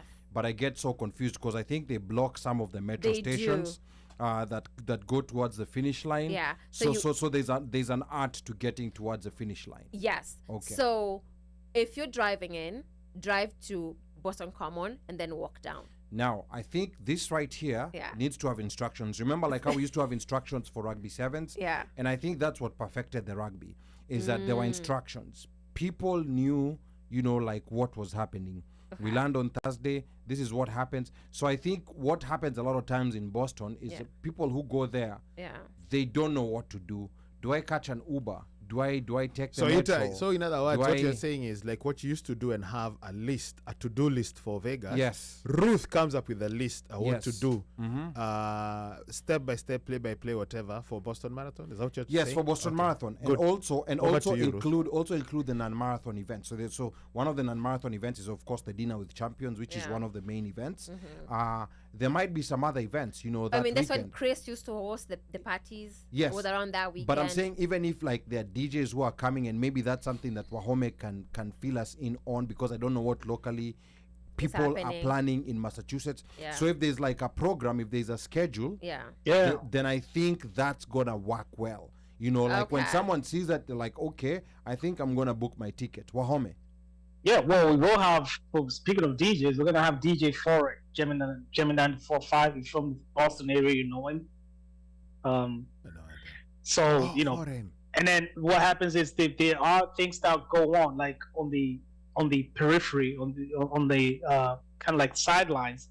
That Saturday when we do dinner with champions. But what I've, wanted guys to do is, instead of reinventing the wheel, I'd rather the people that own the nightlife do that. For me, we stretch too thin doing this dinner with champions. But happy to like team up. Anybody that wants to, own the nightlife, own a couple other events, or even the day event on Sunday. Because Sunday is gonna be a whole day. Yeah, and I remember actually someone used to do that. I think his name is the guy from Ajabu Media, Harrison. He used to do a lunch. Was it Sunday? Yeah. It used to be a Sunday thing, lunch by the finish line. Or it might have been the Monday after the marathon, because the marathon is on Monday. But yeah, that's what I'm saying. Like from that whole Saturday, Sunday, and the actual day, Monday, it would be nice to just pack it with the van. So that's why that way it's worth a while. If you've traveled in, if you have flown in for this event, it's it's good use of your time, and you also know what you're looking forward to, because I think it's very vague. I remember when I wanted to go to the New York Marathon, I was like, okay, so I'll go to the finish line, then after what? that, then what, right? And then it can feel as if like there's no reason for me to go for just the finish, because the only place you actually enjoy this thing is at the finish line, right? And it's gonna be maybe 2 hours of your time, and then that's it, right? And not unless you hook up with other people and go hang out or go celebrate together. That's about it, right? But I think if we put these events together, and I do think that's a really good tidbit you just gave, that put a schedule. What happens? Where can you plug into? If you're in town for the weekend, if you're coming on Friday, or if you're coming on Saturday, or where Saturday, can you plug where into? can you plug into? Because I think that is the other thing that people just don't know, and also because they don't know. If you don't know people in a city, then you'll not know where to go. No, and if you're only waiting for Monday, because I will say, when we used to show up, it was a ton of Kenyans. It was really deep Kenyans who will show up, and then I need to kind of explain the excitement. I normally say I drank the Kool-Aid and I'm selling it to people, right? It's so exciting, electrifying. You see the athletes coming on the jumbo screen, and they have their names written by them, and when they win, they sing, they play the national anthem, and it's, for me, it was like, I can sing that national anthem. It's not like something I don't know, and I'm just so proud to be Kenyan at that point. And can I also say, the people around who are not Kenyans, they actually want to join in the fun as well. So it's not you like become popular as a Kenyan. Exactly, you're so popular. People want to be part of you. Like, can I be a Kenyan for today? Like, yeah, sure. You're welcome. So there's so much excitement around it. I always look forward to going to the marathon. So I think a challenge that we're gonna have, Ruth, WAHOME, myself, and the rest who are in that little group, is to try to put up, something. Another very important thing that maybe locals do not bear in mind is accommodation. Accommodation, first of all, at this time is very expensive. Give people options of where they should be staying in a way that they can access the marathon easily. And also, if anyone is willing to host, even if it's at a fee, let's say, like, if the one mic crew is coming there, if maybe there's someone out there who's been, I'm just saying hypothetically, I'm not saying, this will actually happen, and yes, and we do plan to go, but I'm saying hypothetically, if someone feels sufficiently philanthropic and they wanna, host the one mic show crew, we're not gonna complain. We'll say, okay, we were gonna book a hotel, but now because you've offered us accommodation, we're gonna come and stay at your place. So, and even if accommodation at a fee, these are things that I think, if information is given out, if there's enough information that's simple enough, I think people will make that decision. And I think when you talk about, like, accommodation, I guess, let's say, for example, and I'm just throwing out there to just doing so. And again, the onus does not necessarily have to be on Dinner with Champions or Run with Kenyans. They have an event. There are other people who can surround that event by providing something. Maybe Dinner with Champions can say, you know what, we have a block of hotels we have booked or whatever for the ones. You get a special rate, use this discount code or whatever. Monajisot. Other than that, if anyone who wants to plan a bash around, sawa, all the promoters can get together. It would be nice to have coordinate. A unified bash. Just have a unified bash. So after Dinner with Champions, it ends at 9, 10, whatever. Then after that, people are heading here. People head over here. That's it. And then from there, then maybe Sunday. And then Sunday, maybe you have a cookout. Maybe you do a cookout or a date thing, because you wanna go to bed early on Sunday. This is a hack. You wanna go to bed early so that you can make it to so you can be like Ruth. No. You watch the beginning, drive to Boston Common, then you walk over. It's not that far. And also there are trains that this is the subway trains that come as close as possible, but they also do advertise where they are. So, like, I think one thing is kind of, they have a map. Let me say, the Boston Marathon has a map that you can follow. To get to. So that's food for thought, though. For the planners. Can I read some comments over here? Sure. It's so funny. Like, so I'm gonna start with Leonard's mambo ya bat ulizeni watu wa Lower Massachusetts. Thank me later. Thought I should start with that one. Genie. And Drew Kimani says Mr. Irrelevant is the term used to refer to the final pick Mr. Irrelevant. That's the NFL draft. That's the guy. It's a playful nickname highlighting the last election's position in a lighthearted manner. And then Chief Louis does say, if you remember how some cool kids used to bribe their way to get into the school bus to go to Funkies at Kianda and Sijui Chalks and Boma early. Thank you. Bogota. Cool kids. It is what athletes do to be named to represent the country so that they can be noticed by agents and invited for races. Else they go out there on their own and pay the air ticket, accommodation, food, and for the races too. So imagine 350,000 shillings, someone from Shagwata to R.I.P. So let's say that is so sad. Kenya can do so much better in various sports. Why do we sell ourselves short? Wow. I want to remind the listeners that you tuned into the One Mic Show, and I'm your host and producer, Ali Badawi. We're here talking to the founder of Run With Kenyans, Wilson WAHOME. Run With Kenyans founder Wilson WAHOME will be hosting a dinner with champions preceding this year's Boston Marathon on the evening of Saturday, April the 13th, starting at 5 p.m. At Boston's Back Bay Event Center at 180 Barclay Street. There's a limited 200 tickets on sale for this event, only $50 at runwithkenyans.com. We've actually posted the event, but we've pinned the Eventbrite page on the comments, so make sure you get your tickets. The tickets are not less than 200. So now they're less than 200. So as the show has been proceeding, people have been buying those tickets. Yeah. And now that you know that we can have a plan for you guys when you're in the city, please buy. Yes, please get those tickets, because once they run out, they run out. There will be no... There's no hook me up, No, there'll be no hookups. There'll be no... There's no tickets for sale on the door. There's no gatheism. No gathers or gathettes. There will be no tickets for sale at the door. And then we, like I said, we have pinned the Eventbrite link on the comments. So grab your ticket. The night will be a chance to dine and network with marathoners from both Kenya and Ethiopia. Vendors and sponsorship spaces will also be available. I think we also pinned WAHOME's email. If you want to email, if you're a vendor, if you're a sponsor, please go ahead and email him. And then our lines are open, 202-683-4570.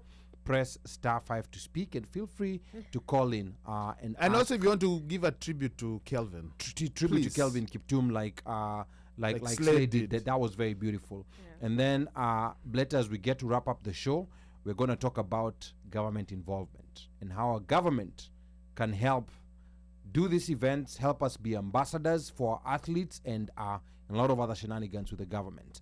Serikal's idea, Serikal. Yes. So real quick, as we come to a wrap, WAHOME, this will be a night of, you talk about cultural networking and festivities. So, and there's going to be Ethiopians, and the Ethiopians are now fully integrated into the event. So are we expecting to see Kenyan and Ethiopian culture, maybe Kenyan and Ethiopian food? Just talk to us about what's the expectation when we go in there. Because there's some people who are looking towards Ethiopia now that it's the 15th of February. Or is it the 16th? It's past Valentine's. But anyway, go ahead, WAHOME.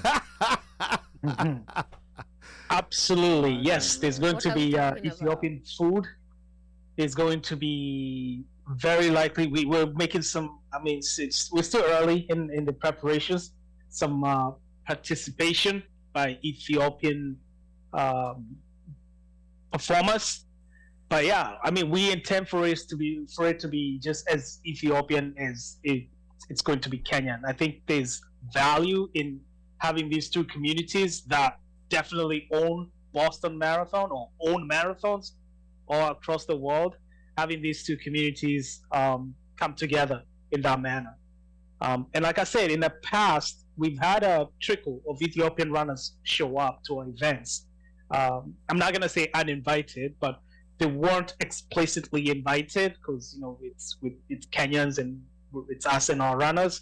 I think we now want to very openly extend a hand of invitation and say, look, it's us, it's Kenyans and Ethiopians, and see how that goes. We can only invite them, maybe they won't show up.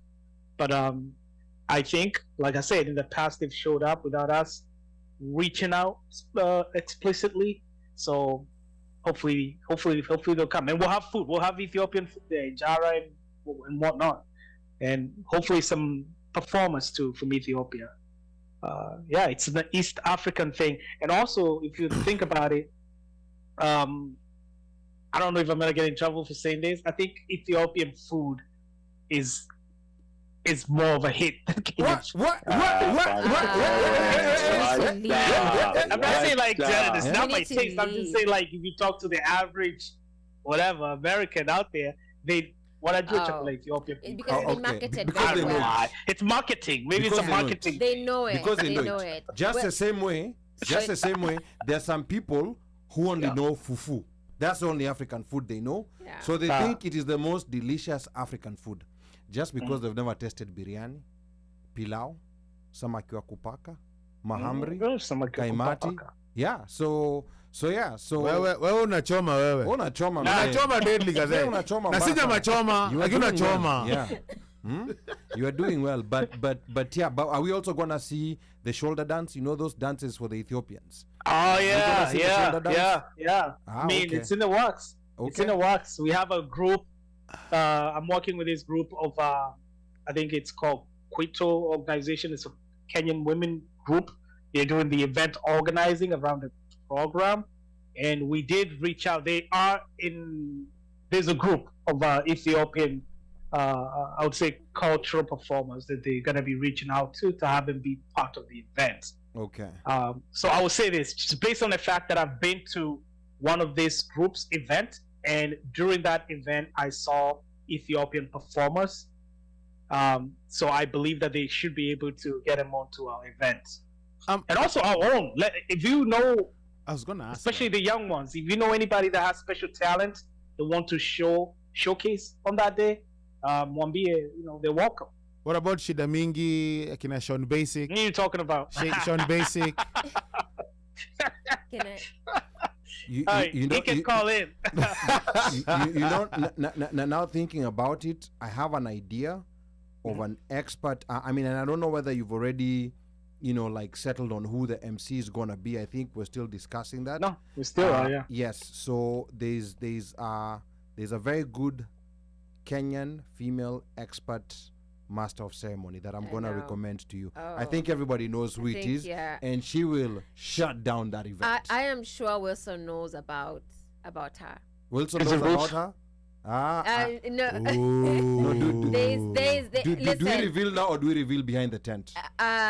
Behind the tent. We reveal behind the tent. Yes, but Wilson, you will love her. No, I think he's met her. There's no way, if I've met this person, there's no way Wilson knows her, because I was in everything Wilson was. Well, for the most part. Well, we'll find out. When Odembo was here. Yes. That much I know. Yes. Yeah, but we'll find out. So who'll be her co-host? Let's discuss. Let's discuss the MC. Let's discuss Ali. You're the one who's supposed to be an MC. I'm only retired. Am I retired from Read MC? comments. Read comments. I need to read these comments because Wilson, I they can be came MC for in you. Angori. Yeah. They came for Wilson once he mentioned that snap. Ethiopian food thing. Wilson So umechoma. what? Apo umechoma, and then let me first Leonard used to live in Lower. He says Lower is his second home. So Lower is about 45 minutes away from Boston. So it's far. So don't stay in Lowell.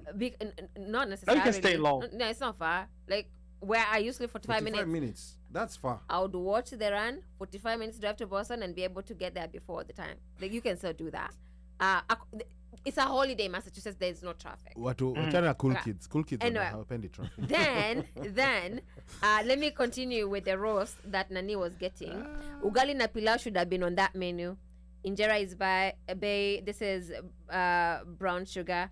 Isharundu. Chief Louis says it's Jessica Mrenda ikitajwa. Then then Leonard said Wilson stop the cap. I ain't no food better than chapati madodo. Then Slay na chai ya mdalasini. Nice. And Wilson knows a lot of things. Kwa celeb ni blanda. Genie. Umetwa celeb Wilson. Yeah, that's about that. Yeah. Wilson is quiet. He's quiet. Hapa inaonekana kuna kitu. Here I'm saucy. But here I'm saucy. That's a yellow flag. A 15-yard penalty on Wilson. Excuse me. I think we need to go to VAR actually. Touche. Hii hata inaja VAR. VAR. Wallahi billahi. Ishakuwa civil war. Red flag.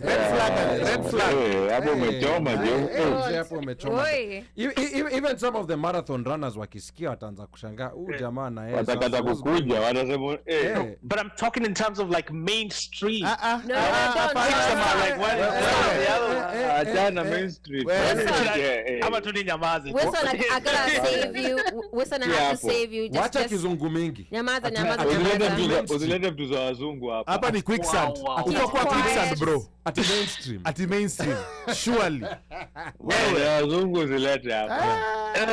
Somebody is calling you. Yeah. And sportsman like contact from Wilson. but you know, Wilson, it's interesting that you said when this event started years ago, so the Ethiopians would just trail the Kenyan runners. No, they would would show up too. And can I say something though? Mm-hmm. This is the difference between the when we're trying to compare it to rugby.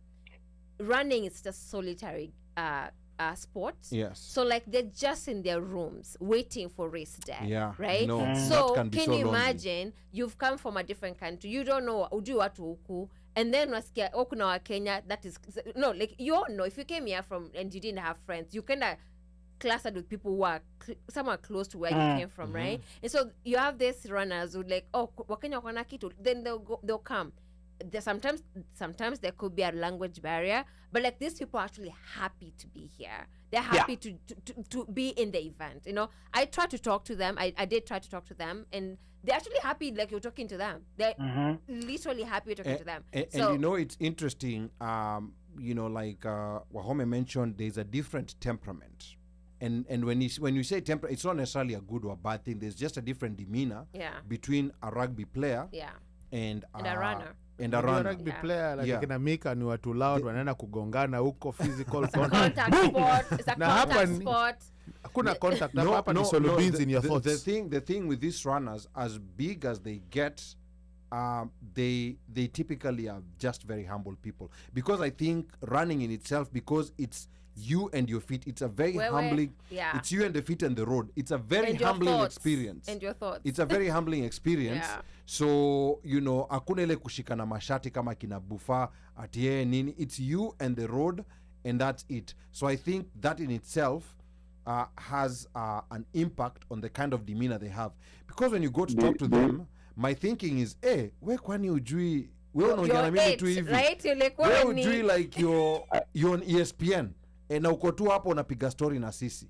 So that's a difference that I see in in runners. Mika, let me tell you something about a runner.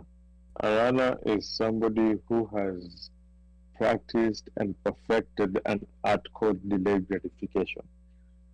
Remember when Omanyala told us that for that 9 seconds, he trains 4 to 5 months for it. Yes.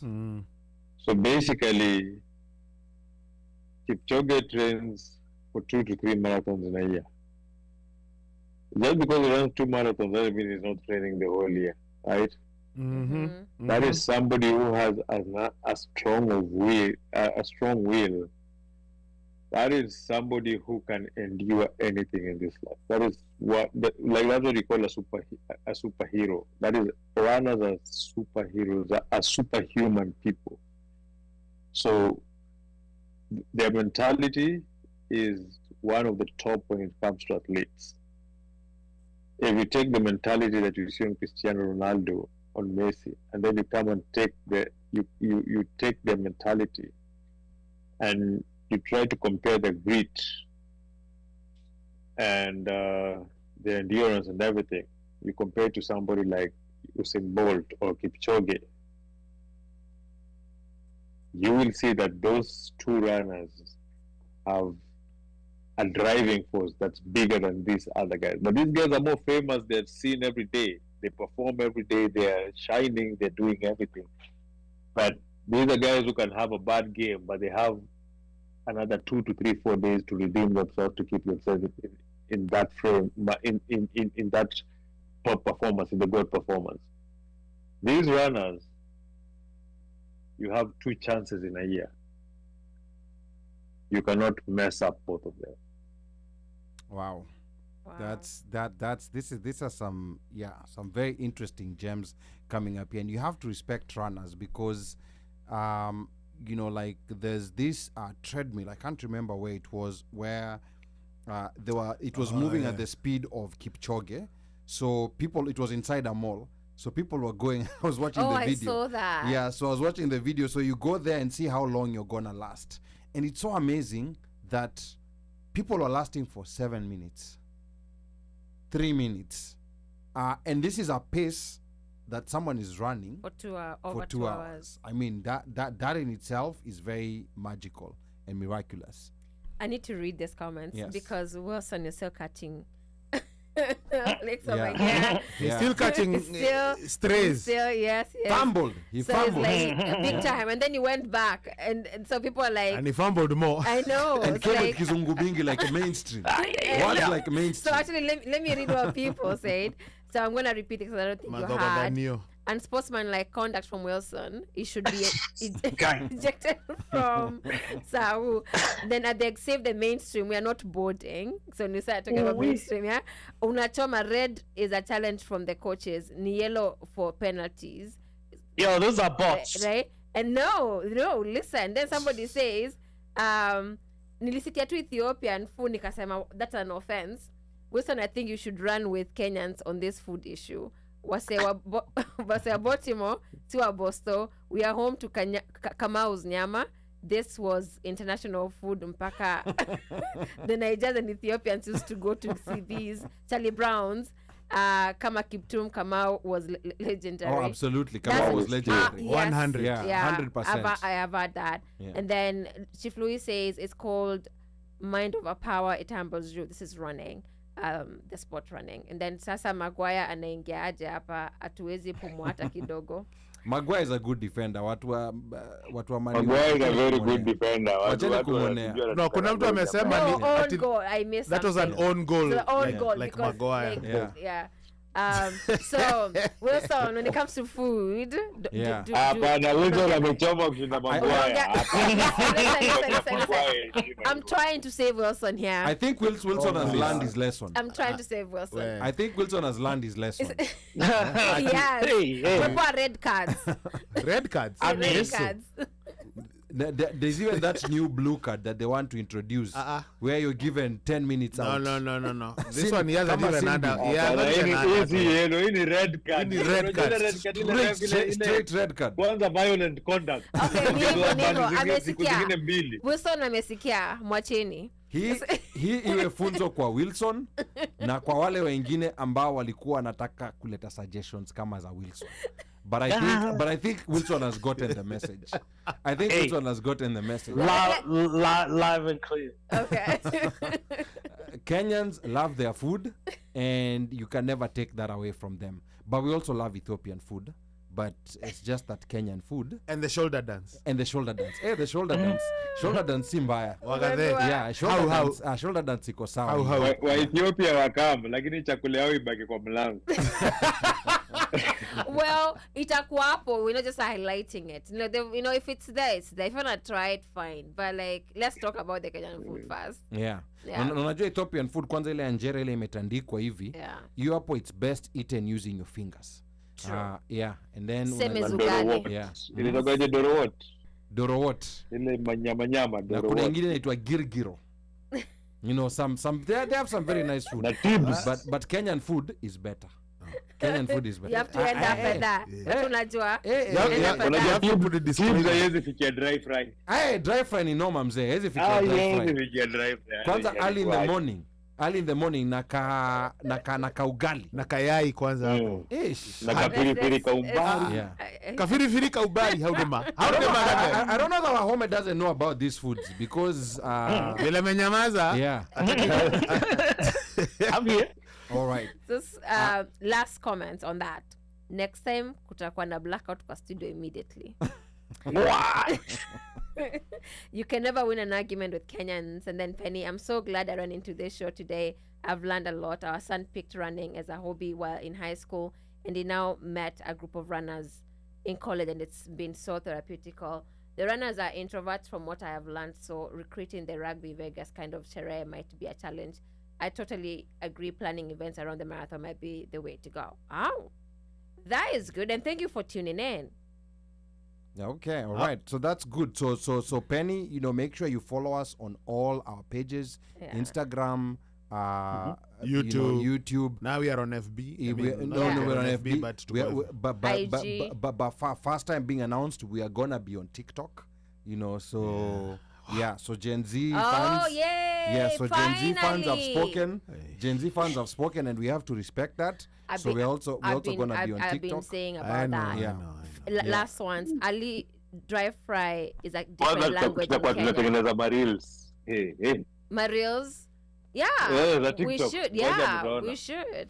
Ati, what were you saying about dry fry? Is a different language in Kenya. Yeah, I know. Unajua Kenyans have a way of like switching up language to mean different things. No, but in this anyway. instance, we mean dry fry. Ni shakura. We mean dry fry the food. But not guess your- what? Not Even dry that fry you're food is talking gonna about. be misconstrued for for something else. Yeah. So like Nani says Tunasema over here. nyama, Yeah. nyama imekarangwa. Saskia sasa. Aya. So like Nani says over here. Si hiyo tabia mbaya wanafikiria. Like Brown Sugar Wait, says. how did we You go can there? never win an argument with Kenyans.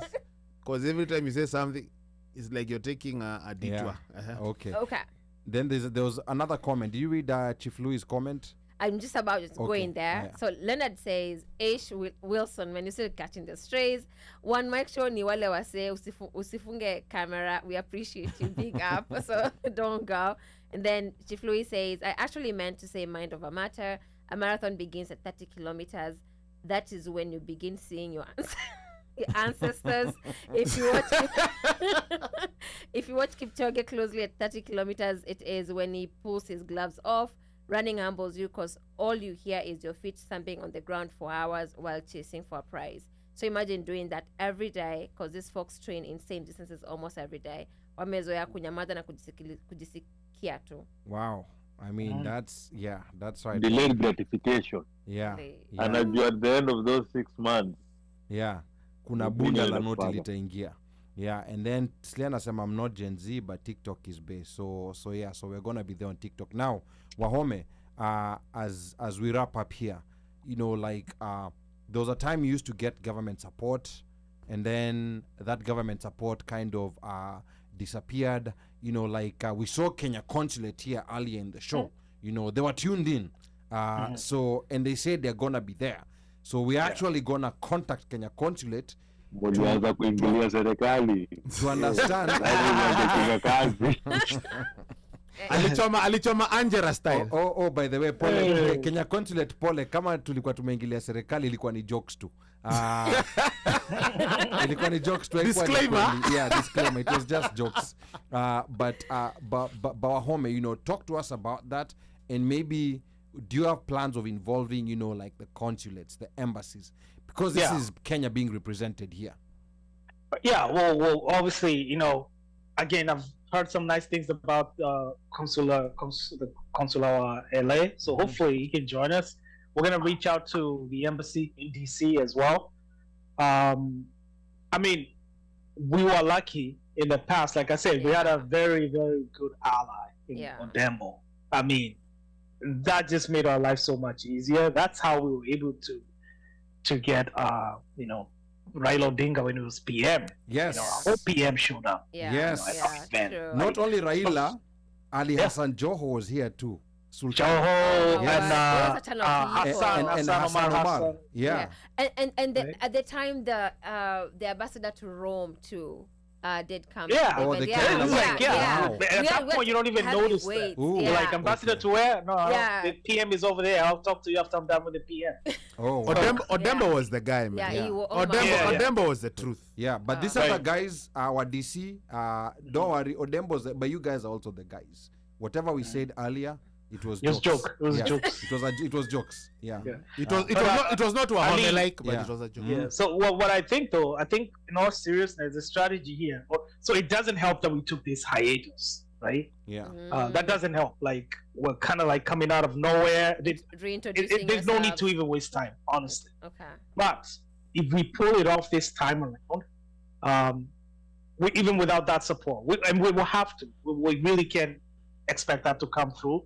If we pull it off, I think next time, tukienda kuongea now, it's going to be at least an easier conversation.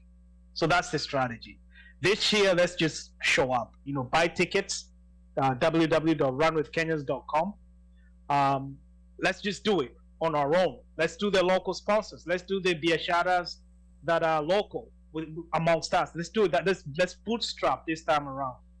Next time, I think, tukiwaonyesha, look, we're capable of standing on our own, and here's what we delivered last year.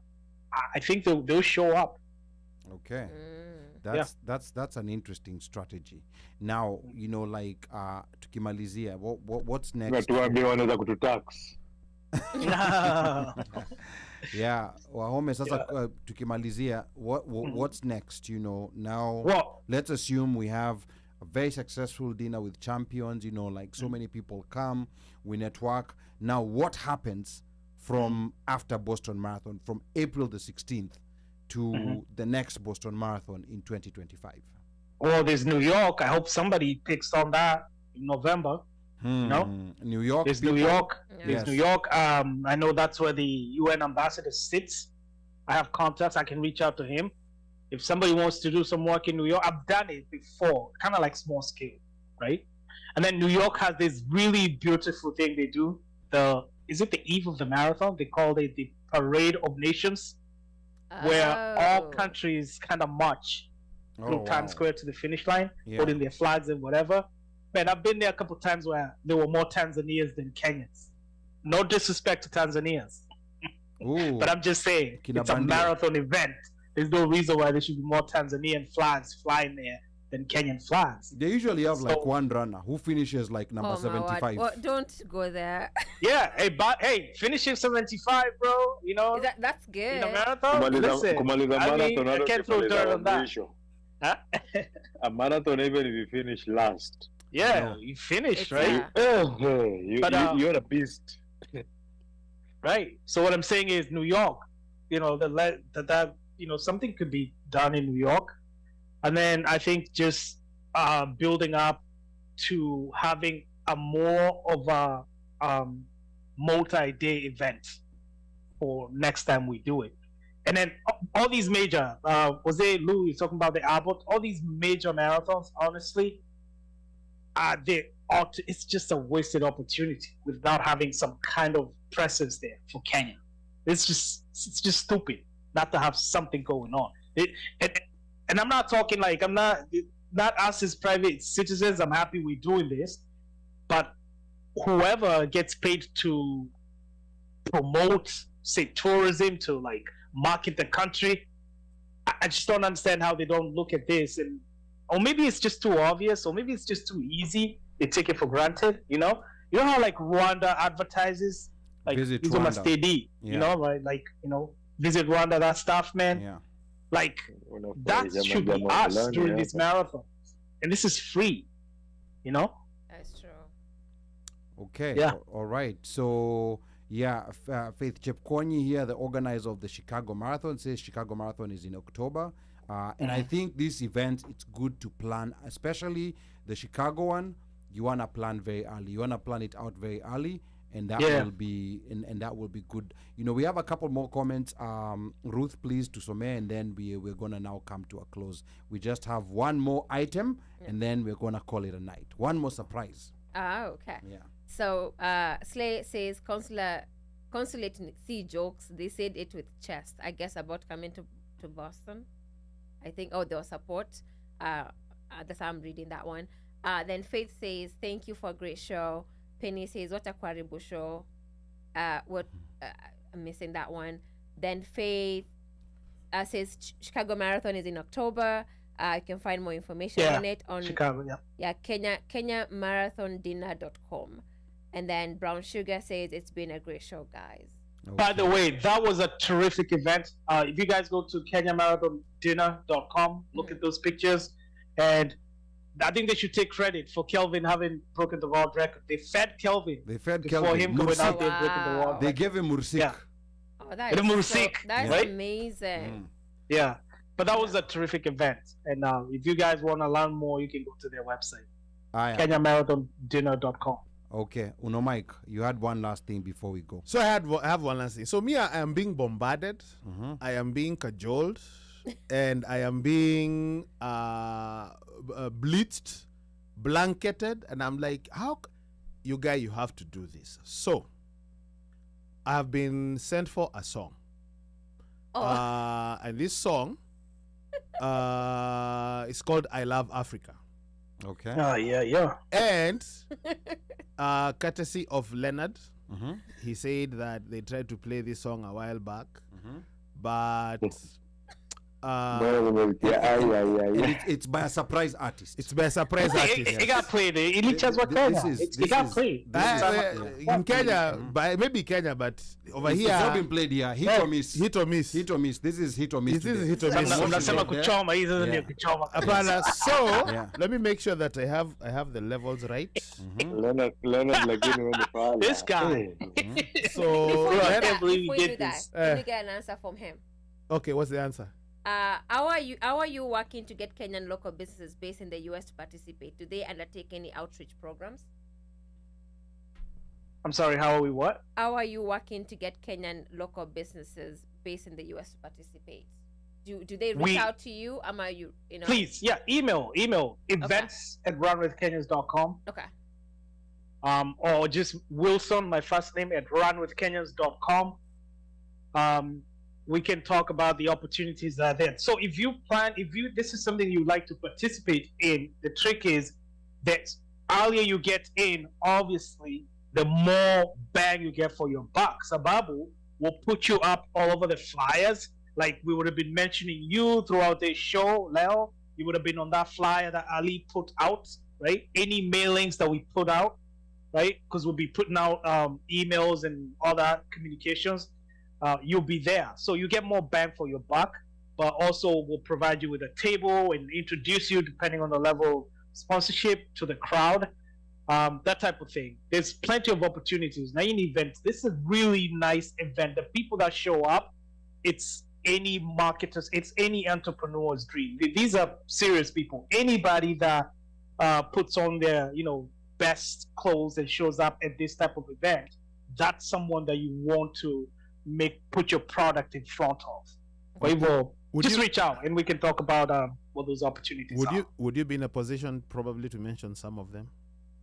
Some of the what? Some of the sponsors that you already have locked in, or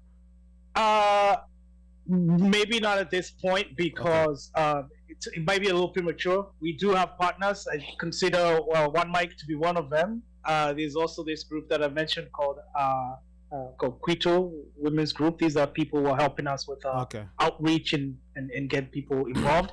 Shout out to the caterer, the food, both Kenyan and Ethiopian. They're called Acacia Moko, Boston based. Okay. Okay. All right. But the Kenyan one is better. That one is a good. No. It's gonna be weighted towards Kenya. They catered my brother's graduation. I shouldn't even be talking about food. Okay. Oh, they did, right? They're good. They're really good. The Kenyans or the Ethiopians? The Kenyan. The Kuna mluya anakuja. The Kenyan food. I know that. Is it the Kenyan making also the Ethiopian food? Yeah. Oh. Okay. They're pretty good. Okay. Yeah. Yeah. Oh, yeah. They got it. Yeah. Okay. Yeah. And now, ladies and gentlemen, A surprise artist. surprise artist. I can't hear you. I'm frozen.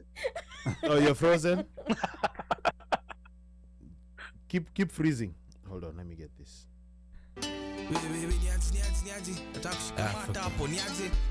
That's where I come from. And I love the deals, you know what I mean? Like, I dedicate this one to Africa, because that's where it comes from, you know? Yo.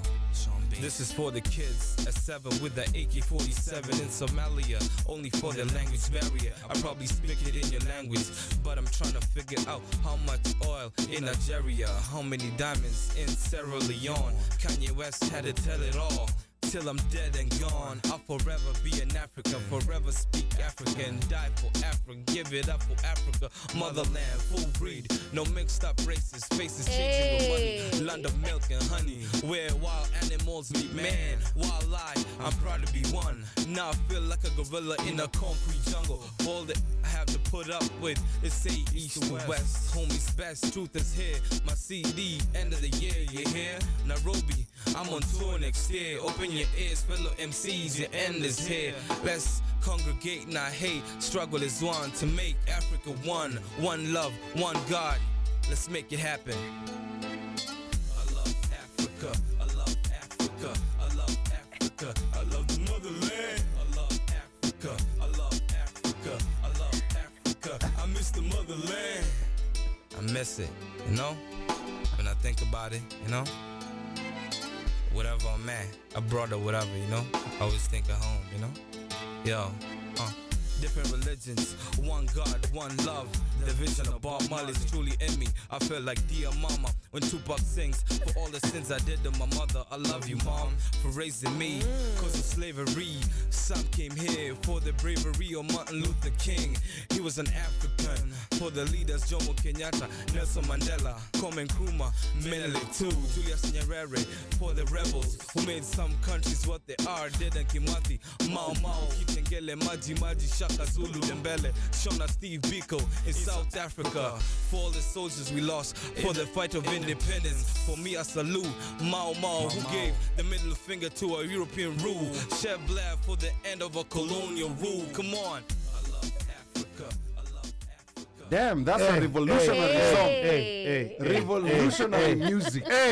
5 stars. You only 5 out of 5. Did you miss your calling? Hiyo ngoma ilikuwa ni noma. Mzee, when are you releasing your album? That's a blast from the past. But yo, Sean is listening. Man, Sean is listening. No, we need an album. Ama maybe we need to create a segment, a dinner with champions performance. Hey, talk to the CEO, talk to Sean Basic. Talk to the guy who sent you that song. Man, that was fire. That song was fire. No, that is good. Yeah, that is big up. Sean Basic, big up. Yeah. Where did you guys? Nimeeleza hapa Lishona anatoka. Kuja hapo na shaketi hapa kati zinatokea wapi? When did you guys record this song? Like 2005. Damn, you guys were ahead like that in 2005. Yeah, so this is a wow. Genie, there you have. That's Genie. That's Genie. Now you get it. Now I get it. Sasa while Kinas guys were going to Vegas, you guys were doing revolutionary music. Imagine, you know, no production. Felix. In Boston, he was the producer. Oh, this is Felix production. Felix, yeah. Oh wow, yeah. pretty good producer too, Kenyan producer. No, pretty I mean good. this is a good song. This is a really, Big shout out to Felix. Yes. Yeah. Felix, wherever you are, good job, man. Hiyo ngoma imekubali. 5 out of 5. Basic. What are people saying in the comments, Ruth? Okay. Ooh. Okay. Let's start with. You know what? I think this has cleaned your plate. Like nobody is throwing strays at you anymore. So people are like, we need to hear this song, please. It will miss. Okay, so. So we're told that his verse is the last. Yeah. Okay. Oh. Okay. Hold on. And then Slay Allah. Then people are giving you stars, 5 stars, 4 stars. That sounds like Omosh. Did he go to drop his single Fire? I think that was a miss. Yeah. Then Slay sounds like reggaeton. Ati Blast from the past. We need a show. Wilson 5 stars. Leonard, his verse is the last. You didn't hear his verse. Then Thank God. Hiyo utaiteza Boston kwa hiyo dina. Ufukuzwe na wazungu mrudi Kenya. Okay. You know what? Because of the comment of that he said, thank God we haven't played his verse. Now we're gonna go back to it. Let's see we're going back. Oh, Jesus Christ. I think it's coming up. It's coming up. Yes. Yeah. I missed the mother before we started feeling for anything European. We was living in castles chose as black queens and king. A tight-knit community, no enemies within. Before their highs, a Heineken, shrooms, dust, and gin. Turn all our little babies into crack fiends. The first came with Bibles, in the name of God, with the missionary title. Talking about the need for a black man's revival. It's okay, Wilson. It's a good song. We was faithful bridals. Then little by little, the ugly head of the beast started showing itself. In the place of the gospel, now they had the rifle. Divide and rule, turn brothers into rivals. Living life with all your basic rights stifled. We had to go to war, struggle for survival. It's hard to comprehend the pain of a man turn a slave in his own land. Then watch his wife get gang raped by strange man. It was hell back then. Field Marshal Kimathi started the army, sacrificed his life for you to be free. Mau gives us freedom for you and for me. I love Africa, I love Africa, I love Africa, I love Africa. Hii ngoma ni noma. Na hii ngoma Revolutionary song. it should be played over there Boston. Boston. Dinner with champions. Unasikia vile Luya amesema hiyo utacheza Boston kwa hiyo Bro, dinner. it's gonna be another 10-year Tufuzwe na hiatus. wazungu mrudi Kenya. Yeah. Yeah. Oh, Sean, man, you are wrong for this one. Oh, somebody's asking where can we get it? Sean, respond Where in can there. we get it? Haya. Somebody say mpaka leo Ruth amekubali. Nimekubali. Bro, we used to Nimekubali. ilikuwa SoundClick back then. SoundClick. Ati sound what? South. SoundClick, MySpace back then. Damn, MySpace? Wow. Yeah. MySpace was oh, damn. Yeah, Okay. uko files. Yeah. Yeah, true. So apparently Sean tells me these guys have like about 25 songs they've never Nah, released. probably close to Never 100. released. Close to 100. Oh, then we need Yeah. to release Okay, it. We need an we- album. We need an Those album. are like about 5 Several- albums. We need a several show. albums. We need 5 a show. albums. Yeah. With Shida Mingi. Yeah, shida mingi. Shida Mingi. Ama ni Shida? Shida Mingi crew. Okay. Hizo zilikuwa siku za shida mingi. Motiga wana. But these guys, as we were huko cooling happy in Vegas, Jew and LA, these guys were releasing revolutionary music. This is revolutionary. Listen. About Africa and about the future, about the colonizers going. These guys are ahead of their time. Can you imagine if you were of one mind? I know. By the way, say. kama tungekuwa of that mind at that time, sasa tungekuwa tuko mbali sana. Yeah. And consequently, Yeah. wahenga walisema Yes. kilicho na mwanzo hakina budi kuwa na mwisho. Meli imetia nanga. We are about to wrap this puppy up. Mika Och! Mika watch wrapped up. Hapana, wewe. Hey. Right. I love So, Africa. I'm gonna play that song again as Okay. a cue out. wachana hiyo ngoma kwanza. I want to do, okay, let me see. I'm trying to figure out how I end this. But I want to thank every day our regular, as I said, mimi siwaitangi siku hizi listeners, the contributors. Majama, they're part of the show. They're really part of the show. They sometimes even dictate how the show goes. And originally we were in a business meeting on Tuesday and we got in trouble because of how we didn't follow some of the things that we do. Yes. That we're supposed to be doing. And kwa sababu ya contributors wetu, they contribute the show and they take us out of our target vile tumejipanga. But all in all, we're working on getting a better product vile tumeambiwa hapo. So we're doing all this because of you, the guys who are pushing us, you're the guys who are making us try to get you meaningful guests to come in. So issue ni yenu more than sisi. And we want you to continue coming and pushing us as you push us every day. To WAHOME, I want to thank you. Thank you for reviving the Dinner for the Champions again. Thank you for giving this opportunity for regular folks to be able to walk among the athletes and the athletes to come and also see the community and with the community and know that they have people over here who support them and who are rooting for them. And we're here to support you, and we hope everybody is coming there to support you. And we want to grow this thing to make it bigger, and we want to make this Dinner of the Champions to be something that will be occurring in all the 3 marathons over the year. This to be days that most Kenyans, if not all Kenyans, have in their calendars, and they know that they're supposed to be attending or they're going to be cheering the athletes. My co-host, I want to thank you, as always, kila Friday mnajitoleanga mnakuja. Continue.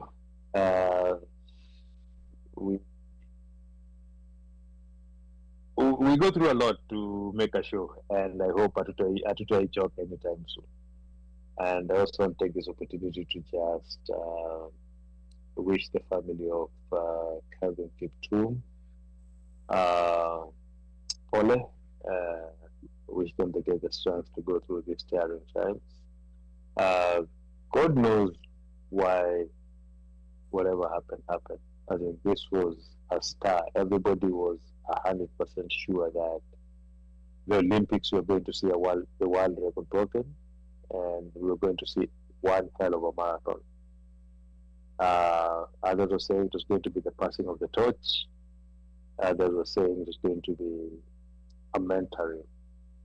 All in all, we thank God that we were given the chance to see him run his first race and break the world record, and we wish the rest in eternal peace. Thank you, everybody. Enjoy your weekends. Remember, I know it's a holiday weekend, but remember, don't drink and drive, right? Hauwezi kunywa bili yako ya bar haiwezi shinda Uber, so take an Uber. Don't drink and drive. Peace. Wow. Proof. Wow, that's that's a powerful word Mika just said. Listen, I come to the studio, I'm always like so happy to get to interact with people. Sometimes this is my let down, honestly, for the week. Like, I'm able to kind of breathe and be like, okay, I'm having just conversations with people. Reading your comments is always really, really fun. Today was amazing. When Ali said Wilson is coming, and it's like, and you have to be there. She was like, Wilson is coming, I am going to show up. A couple of things. I've worked with Wilson on the event that he's running right now. I love the Boston Marathon. I love that marathon. I want people to go. So I had, I don't want to call them ulterior motives, but I had other things to come. It's just like there's more to the shot for me. I want to tell you guys more about the Boston Marathon. Please go. I want to support Wilson because I know what he's doing is an amazing event. I think everybody should be able to, if we could host everybody, I think everybody should be able to come to this event. But there are only limited seats, as you heard. People are buying them during the show, so make sure you get your ticket ASAP because they will sell out and there will be nothing at the door. So don't think you will be able to come and buy something at the door. And I think we will put together something for people who want to come to the event, so that like you're not just coming to the marathon, then what, right? Yeah. So we'll plug you into some things.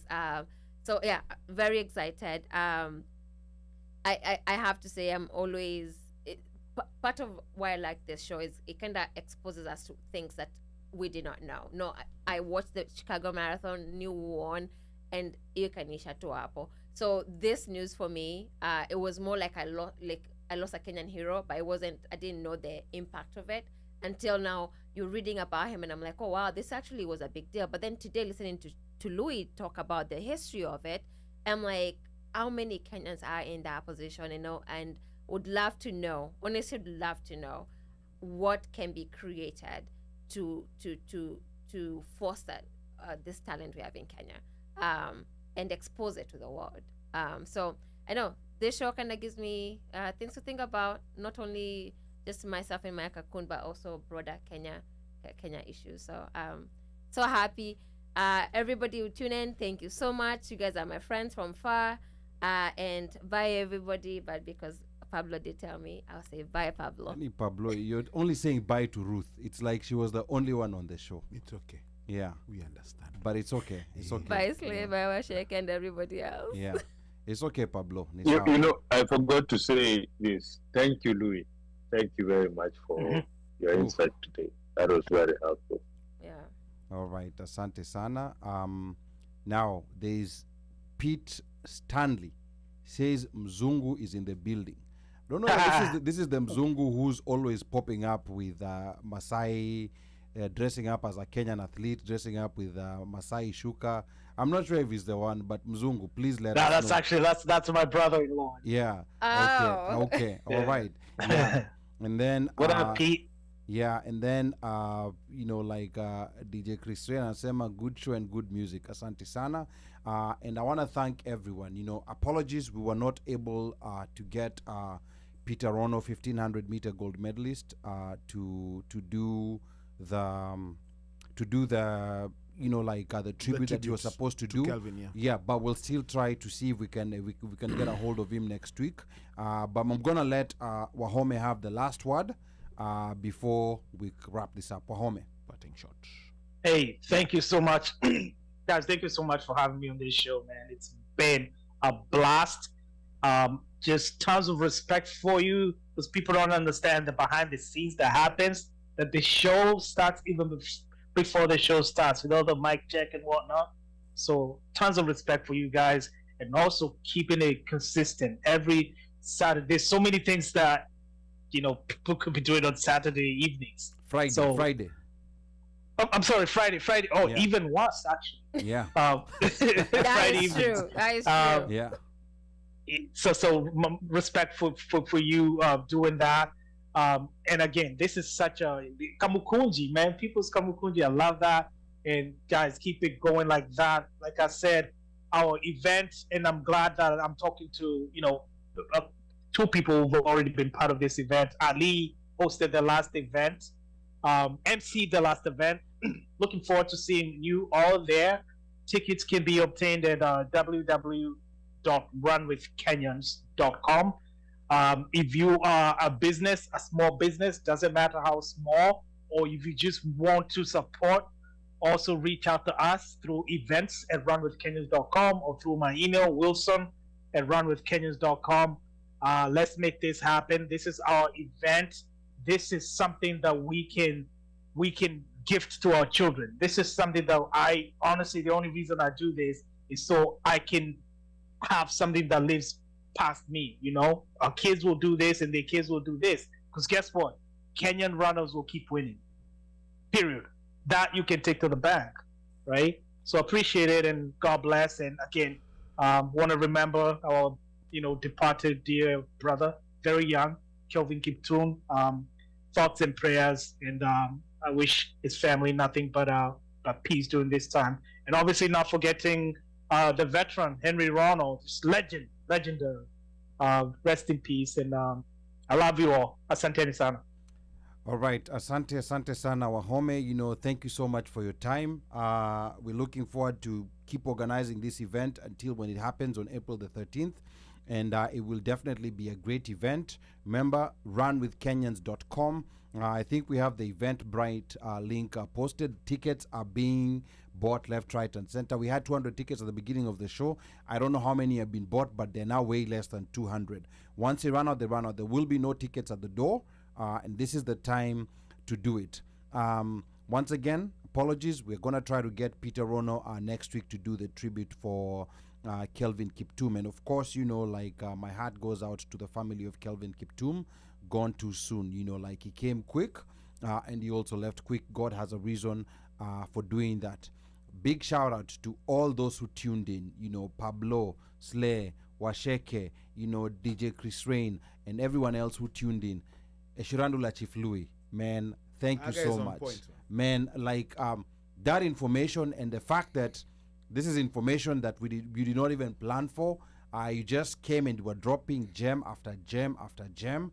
I have to go back and listen to it, and we need to have an episode with you here, because this is how we are gonna grow. This is the only way in which we are gonna grow the love for athletics, amongst Kenyans, and build the culture. And we also want other people with other platforms, other content creators, other Kenyan content creators. Please talk about these marathons. Please spread the word about, our runners, our athletes. That's how you're going to build their value.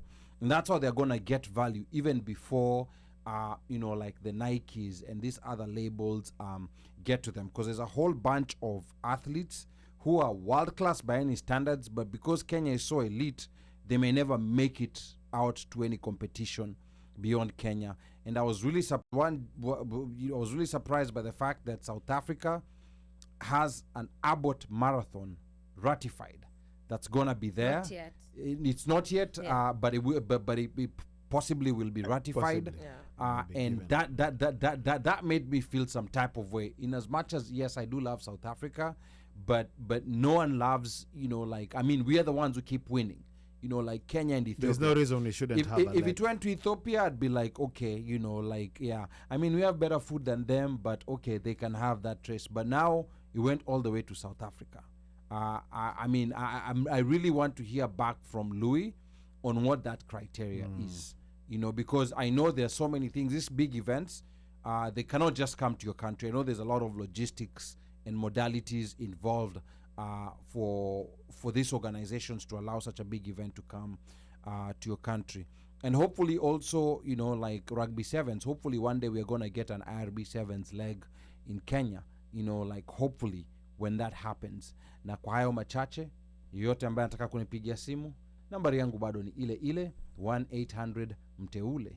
Na operator akishika simu, mwambie unataka kusema na mjukuu.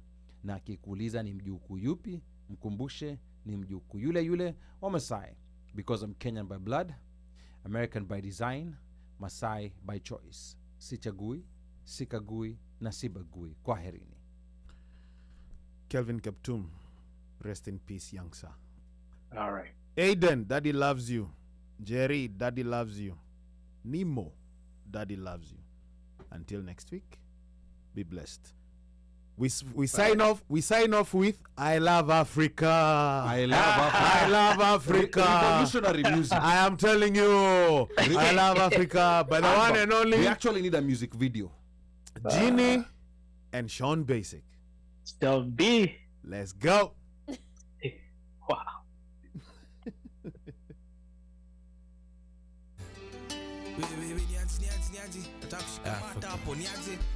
That's where I come from. And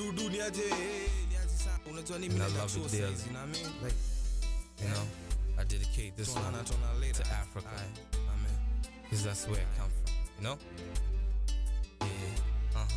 Yo.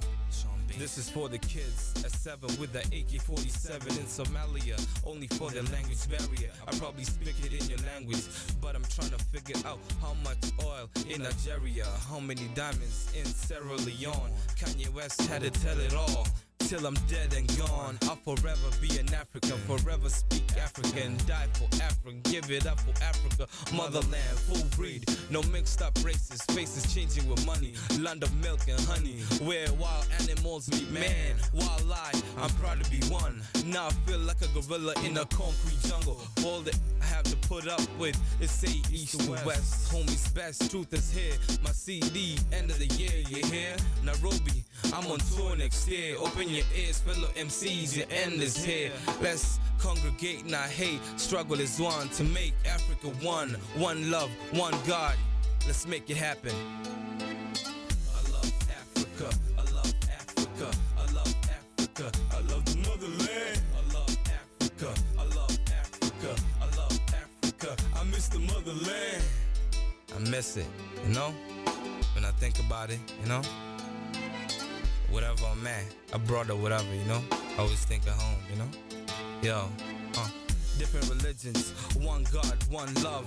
The vision of Bob Marley's truly in me. I feel like dear mama when Tupac sings, for all the sins I did to my mother. I love you, mom, for raising me, cause of slavery. Some came here for the bravery of Martin Luther King. He was an African. For the leaders, Jomo Kenyatta, Nelson Mandela, Kwame Nkrumah, Menelik too, Julius Nyerere. For the rebels who made some countries what they are, Dedan Kimathi, Mao Mao, Kitengele, Maji Maji, Shaka Zulu, Dembele, Shona Steve Biko in South Africa. For all the soldiers we lost for the fight of independence. For me, I salute Mao Mao, who gave the middle finger to a European rule. Shed blood for the end of a colonial rule. Come on. I love Africa. I love Africa. I love Africa. I love the motherland. I love Africa. I love Africa. I love Africa. I miss the motherland. Yeah. And for a special tribute, we got some good African singers, right? Yeah, this one's for you.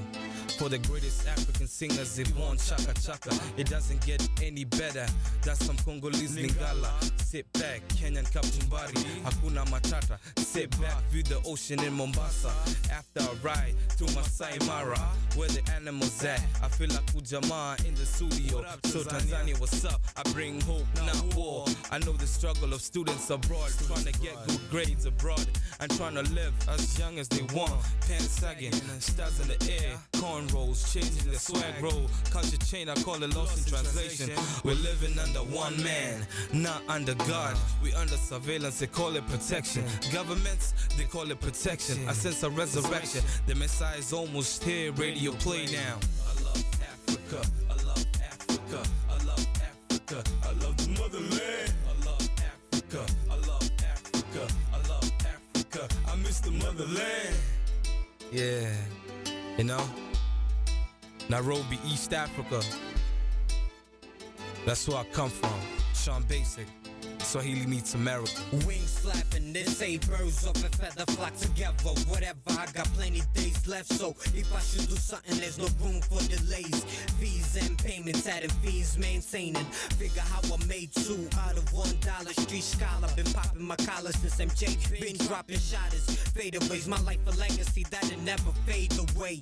Time's a factor, so I'm rooting out them actors. Wannabes looking like chimpanzees on them trees. As for me, I'm on the trees, you know, smoked out, hand on my dick democratically. I win unanimously. How could this be simple? Bust niggas ass like pimples. Y'all been on the peoples to be glass. See through, y'all not gon' last past this. So when you light a blind in my name, pass it. I love Africa. I love Africa. I love Africa. I love the motherland. I love Africa. I love Africa. I love Africa. I miss the motherland. Before we started feeling for anything European, we was living in castles as black queens and kings. A tight-knit community, no enemies within. Before their hearts a Heineken, shrooms, dust and gin. Turn our little babies into crack fiends. The first came with Bibles in the name of God with the missionary title. Talking about the need for a black man's revival. The Lord's Prayer recital. We was faithful bridals. Then little by little, the ugly head of the beast started showing itself. In the place of the gospel, now they had the rifle. Divide and rule, turn brothers into rivals. Living life with all your basic rights stifled. We had to go to war, Mau, struggle for survival. It's hard to comprehend the pain of a man turned a slave in his own land. Then watch his wife get gang raped by strange man. It was hell back then. Field Marshal Kimathi started the army, sacrificed his life for you to be free. Mau gives us freedom for you and for me. I love Africa. I love Africa. I love Africa. I love the motherland. I love Africa. I love Africa. I love Africa. I miss the motherland. Yeah, Sean Basic, wordsmith, Genie, Willie Sparks, My Campbell niggas, I see you. Vic Mully, King O, Shida Mingi, 05.